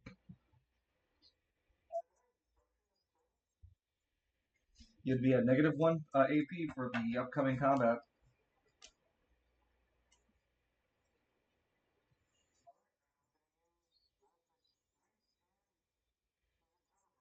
And you're rolling at a disadvantage.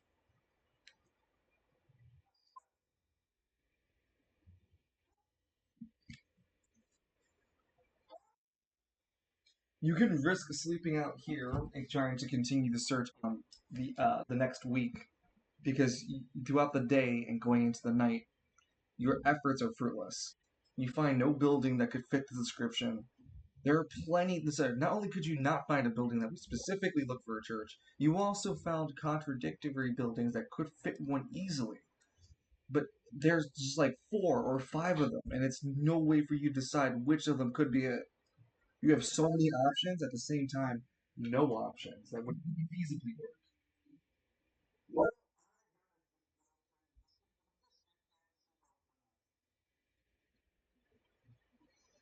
Lance, you experience the hard streets of Spiral City. You've never slept out on the streets before, not even in your boot. Hmm?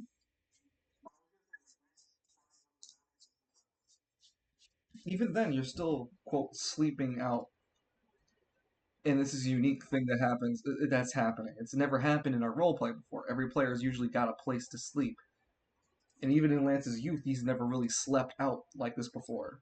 It's a unique experience that Lance will go through. Finding shelter in an abandoned building, hearing the creaking, squeaking nature of the building, the darkness that surrounds him, and the impending night and the time that he has to spend in here, hoping that no one else or anything else would try to find him or hunt him or hurt him. Because who knows what's out here in this district with nothing happening. You almost feel like, Lance, you're in some sort of slasher film. Just the moment you turn any corridor, anytime you close your eyes, you're just afraid that next time it's gonna be something there. But for now, it hasn't happened.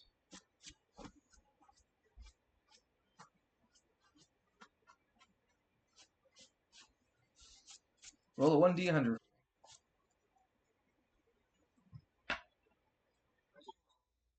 Meaning one. You kill 51 men.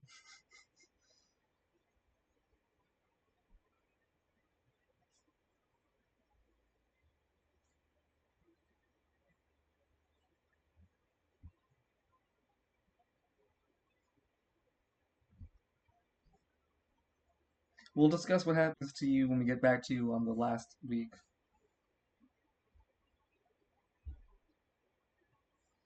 Okay. Cyric, I suppose, since we've been doing that as the order.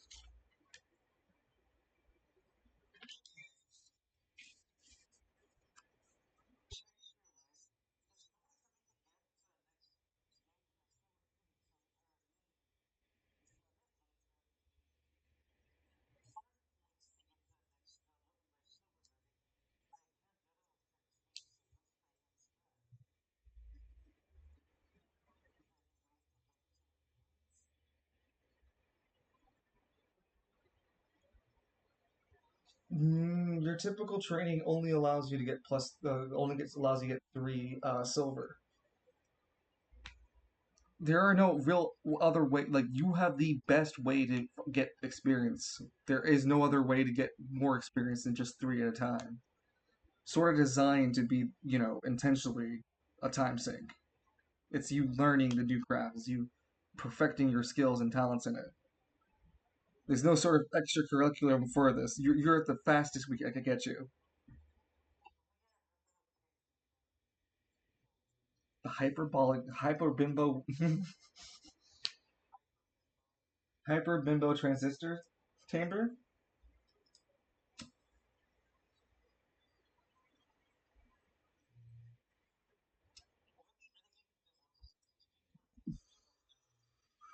Say that again.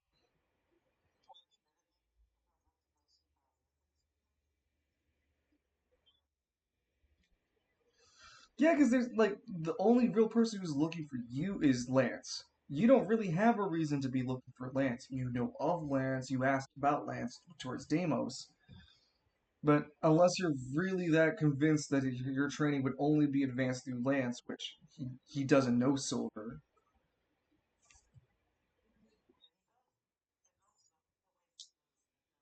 you would what?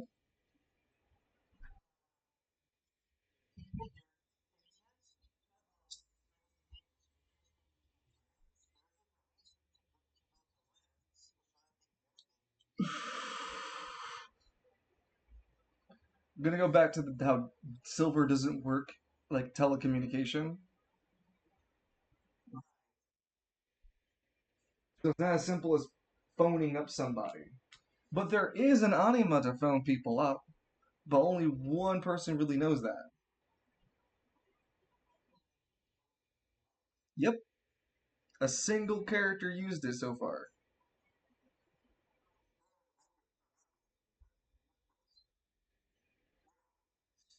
Well, nope.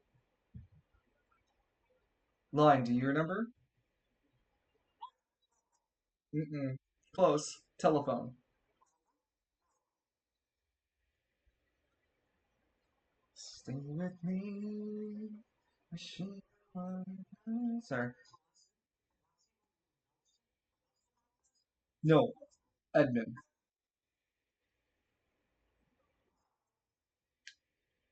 Because Edmund used it, and ironically, the last time the Nelcro came up as an issue.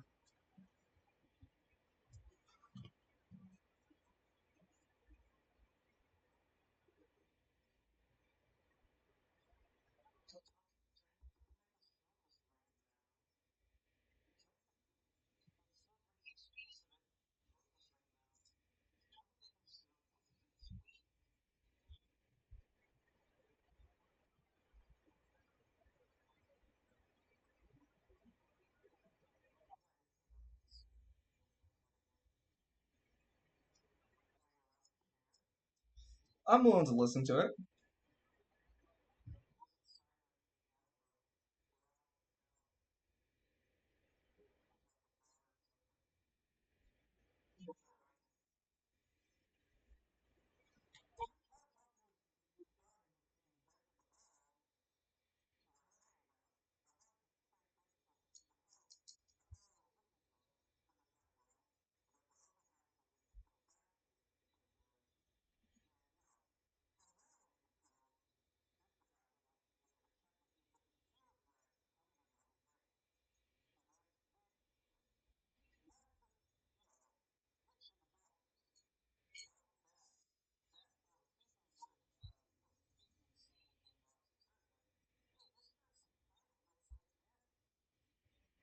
No, no, it's that's the Superman Clark Kent issue there.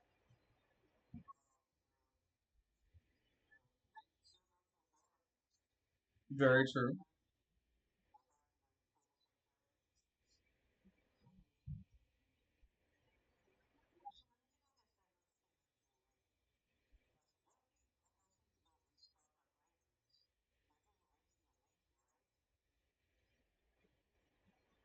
Yeah, for the first half of the week, yes.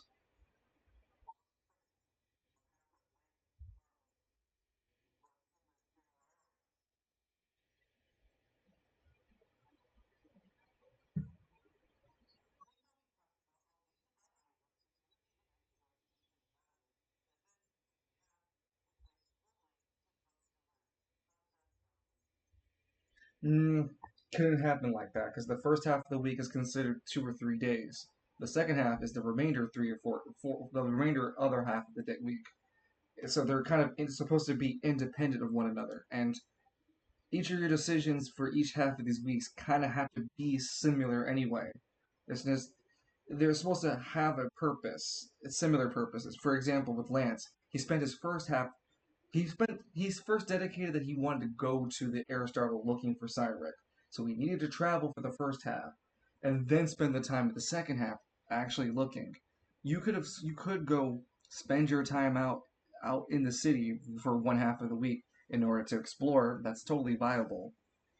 You'd have to either spend your time out or come back for the first half of the week and then the second half do it again or do it the second half of the week and when you come back there's a probability you might come into Lance.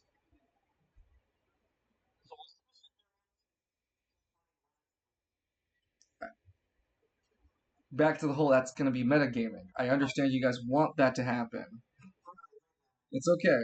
It's metagaming. If to give it purpose, the second half of the week should be when you buy stuff. That's the best chance you would have, but that's as best as close as I can get without being metagaming. At least, because at least then you're saying to yourself, the second half of the week, that's right, I should start preparing for this fight. I can get supplies, use convenience store, and when I'm out, because it's within the block that I'm in, there's a good chance I might come in contact with Lance if he's still out there. He might have not seen convenience store, but I still need you to do the first half of your week. Yeah,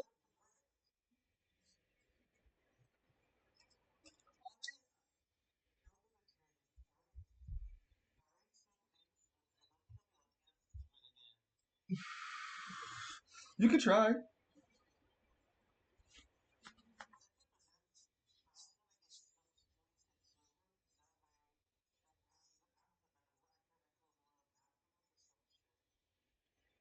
Okay. Because you're not spending the full week, you get +2.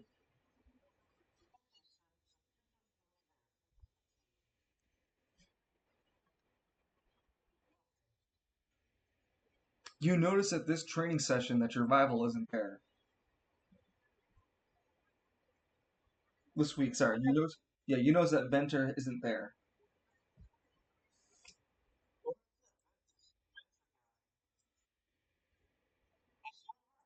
Who are you asking?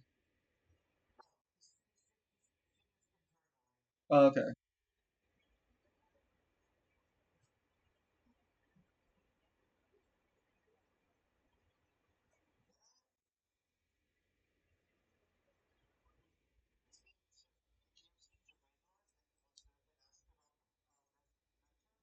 that that'd spend like no, I wouldn't spend over to the week, but you'd speak over to Raynor who turns his pay attention to you.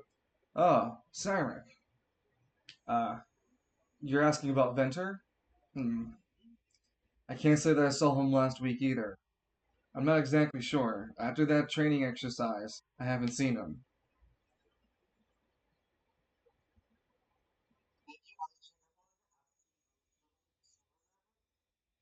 I gave him a conversation, but he seemed out of it. I can't make heads or tails. He seems like he just needs some space. After all, the Solaris doesn't require you to stay here. So just as long as you don't tell anyone, of course.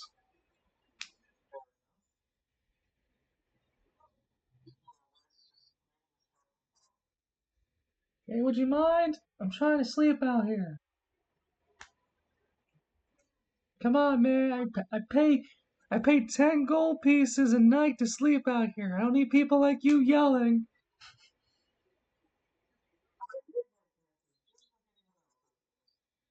That's bullshit. You're a domestic terrorist. I read the newspapers, Mr. McKinley.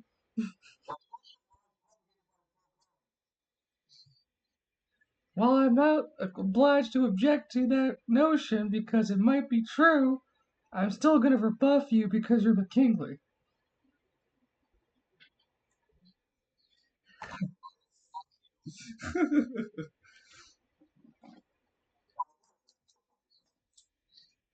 So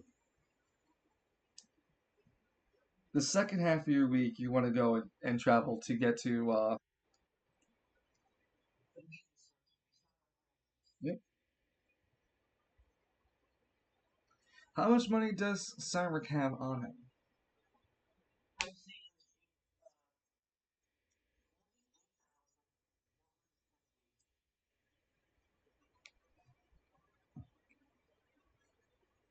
Okay. Let me just double check convenience store prices. How do you get to convenience store? Yeah, isn't there? Is that it? Well, yeah, you get out of the Solaris, and go into the main street itself. This is the second half of the week. There isn't a Lance in sight, and he's yelling right now.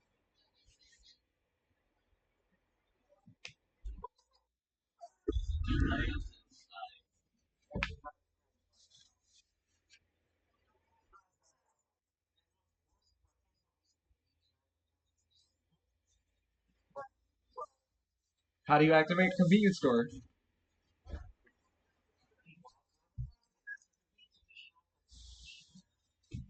And doing so, walking around the block, one of the abandoned buildings has now is now housing convenience store. Convenience store still only has its singular entrance, but it does have the flyers of the building previously. So it advertises weird things like um, energy drinks. Uh, get your mega so hold on, get your mega mustache on now with anaconda milk. You walk into a convenience store and convenience store owner looks at you. I do not control how the store or where the store brings me. Daichi looks at you. I'm just here along with the show.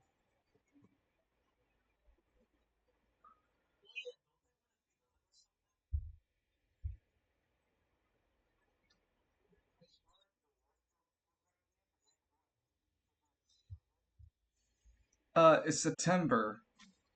That was when you signed. It expired. Your thing expired in September, so your card's expired. But you do get the reward for being for being a member the month previously. So you can either obtain it as a as a relic, rare relic, or as relic scrap.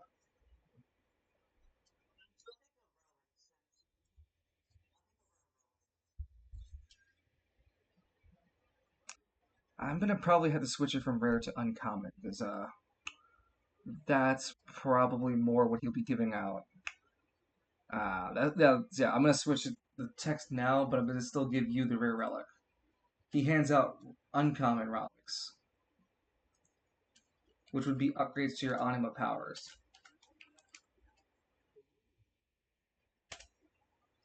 But yeah, you still get to have at least one rare relic. The program was expensive. Upper management told me to switch out of it. So here, I got you the last rare relic.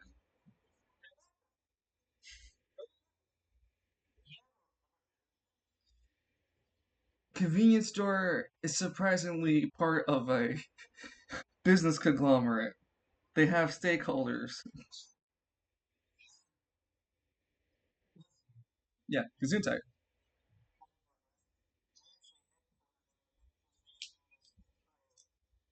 The mythical land known as Ohio.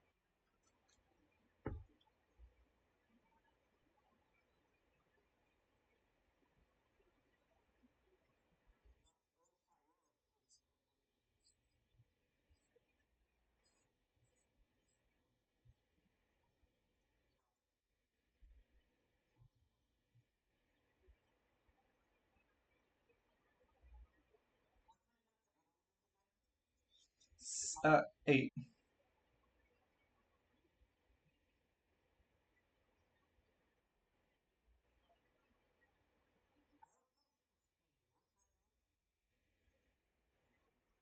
Uh, should put your speed to D12, and so yeah, you should put yes speed. No, speed is your anima stat. It's your human stat. Dexterity is 12, and it gives you advantage to dexterity checks as well as accuracy checks, not to damage.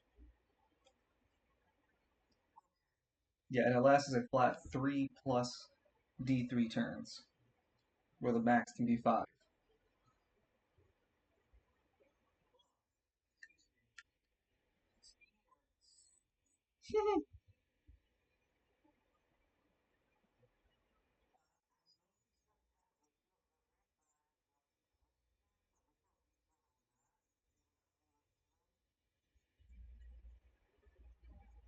Okay, so you're gonna buy a healing item, half HP. Okay, so you're gonna buy half AP recovery. With the amount of money you have on you, it brings up the total to 1,700 for one.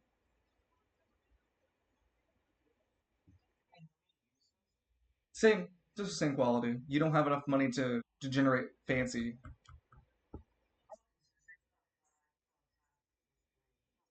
hmm So your rare relic is called Slushy. It has the power to, one a day, refill any object that you visibly see. It has to be of a substance that can either be the previous substance or a substance of your choice, but it has to be a substance of your knowledge that you know either to how to create, synthesize, or produce in some shape or form.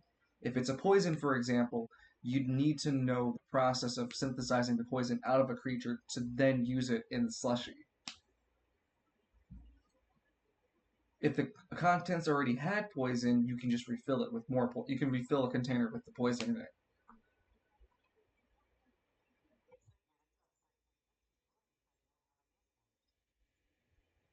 Or if it was already poured into it.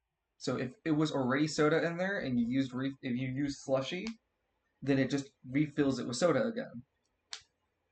Lance drinks it. That's Coke. That's not Pepsi. What the hell?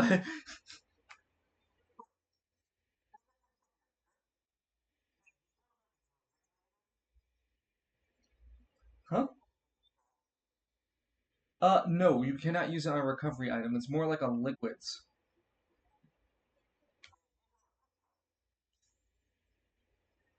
Yes, on a cooking item. You know what? And I just thought about it. If the item has usages, you can refill the usages.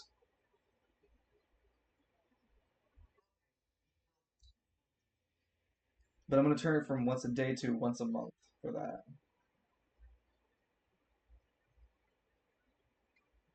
So one a month refills an object. It can also be an item, other uses. Called slushy.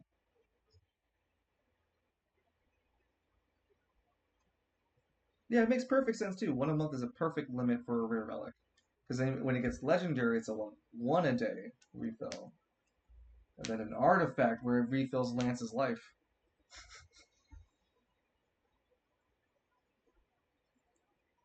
Well, no, actually, it'd refill concepts. Hey, look, my bank account's low. Refill to a point where it had money.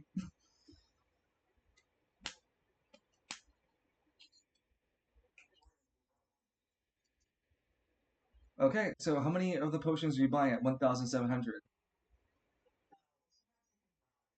Well, how many do you want to buy? Because you also have to carry them too.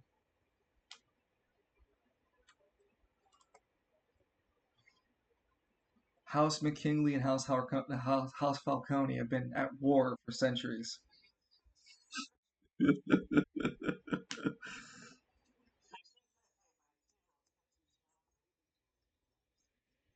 If you buy two, yeah, they can. They aren't gonna stack. They'll be their own entity.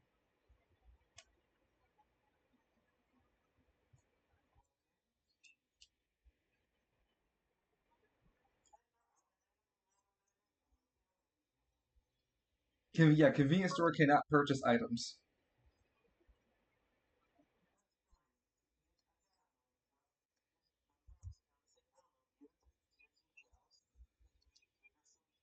before you erase the item from your inventory. It's like dropping an item in a video game. It will be lost forever. Are you sure about this?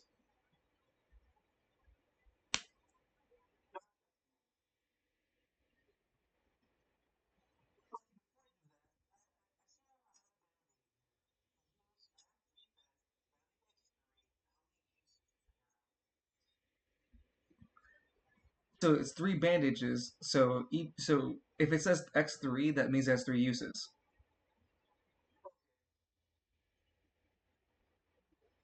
Oh, I just realized we're running late. Jeez, woof. So I'll finish this up and then we'll conclude for tonight, unless you guys want to squeeze out your part.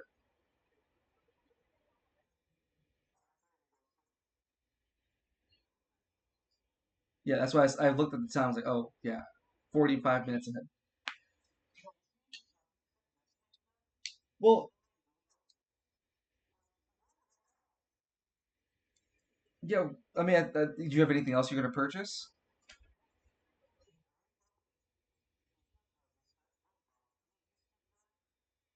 Large healing is for two uses.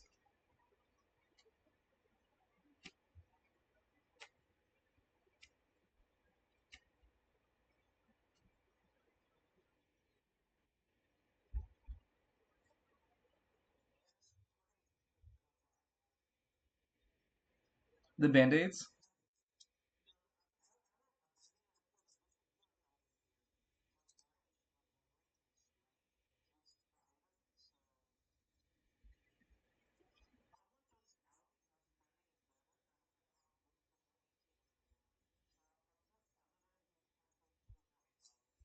Okay, so that's 1,700. That's 3,200.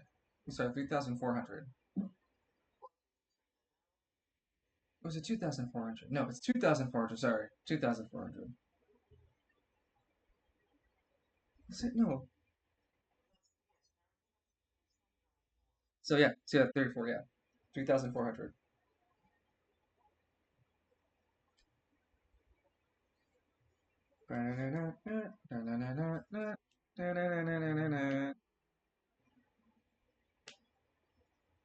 While you're shopping at convenience store, it lands roll a 1d100.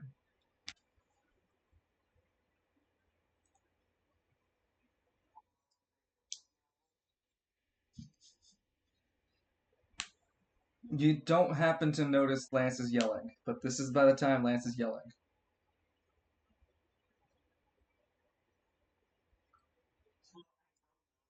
Nope.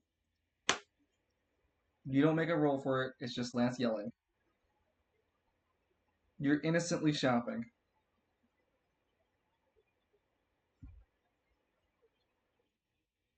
Yep. There's like a small theme music being played throughout the store. It's like that real idle music for like the Wii menu screen. Simon! Don't leave me! Simon!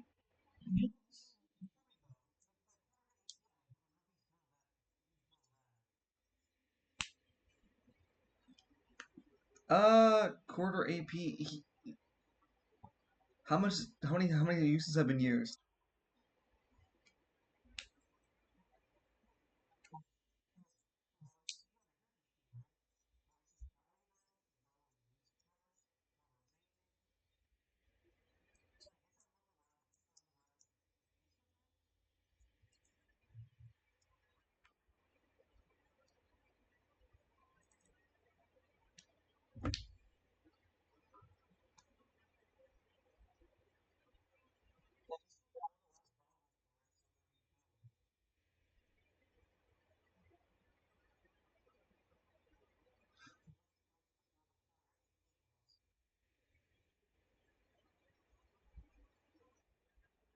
You have it still with four uses remaining.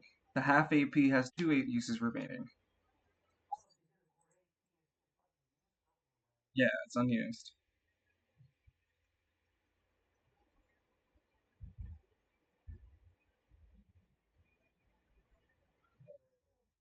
Yeah, no worries. The stacking half HP five should you well yeah it should stack. You can't have them stacking. They have to be their individual items.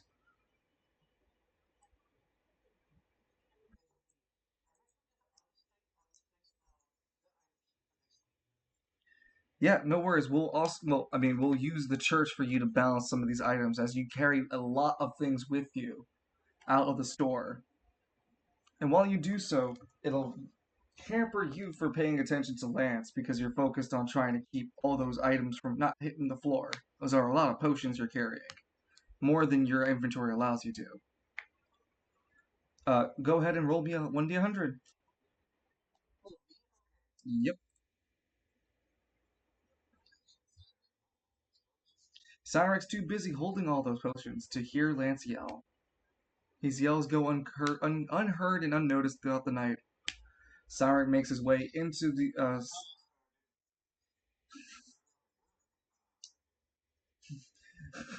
Falcone heard him a kingly.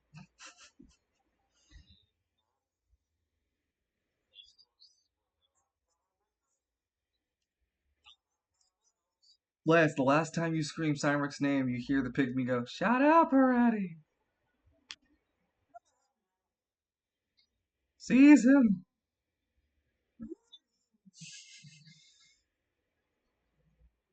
Alright,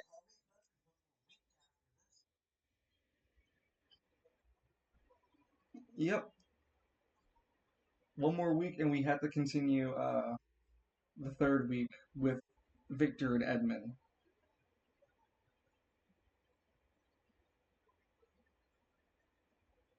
So yeah, I'll make sure to speak with you about your items when I start making the rounds for it. We're getting closer to the fourth week, which will be the battle week, and then the No Crow arc won't happen until I confirm everyone's sheets together. Otherwise, a lot has happened in this session. Lance looking for Signrek, getting your contact with him a few times, the training for Signrek and talking with Deimos to learn more stuff. Victor and Edmund. Yep.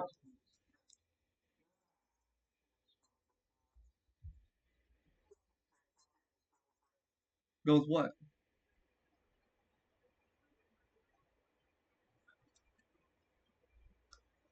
Wait, what did you say, Denz? I didn't catch you.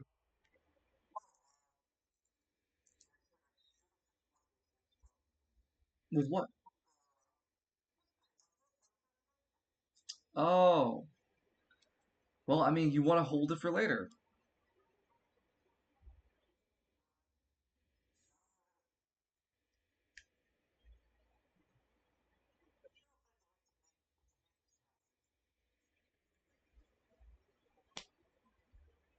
It'd be in next week, and you'll be able to choose GSS again.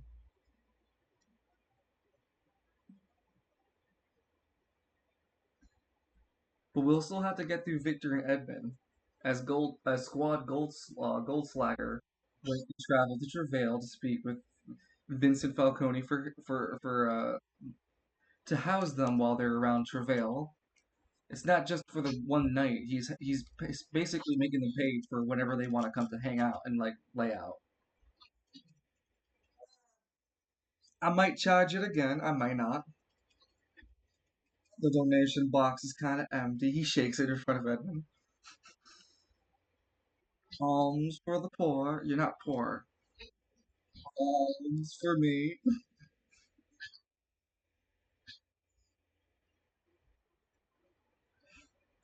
Victor, Edmund, yeah, Victor, sorry, Squad Goldslager traveled to the lower Spire checkpoint and spoke with the guardsmen about how to get into the area. Didn't even ask his name.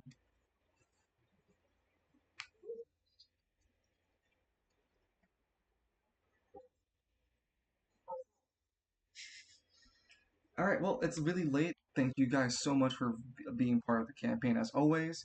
Next time we tune in, we'll continue Victor and Edmund's third week and then go into the final week, the fourth week. I hope you guys are excited as I am, and I hope you guys have a good night rest.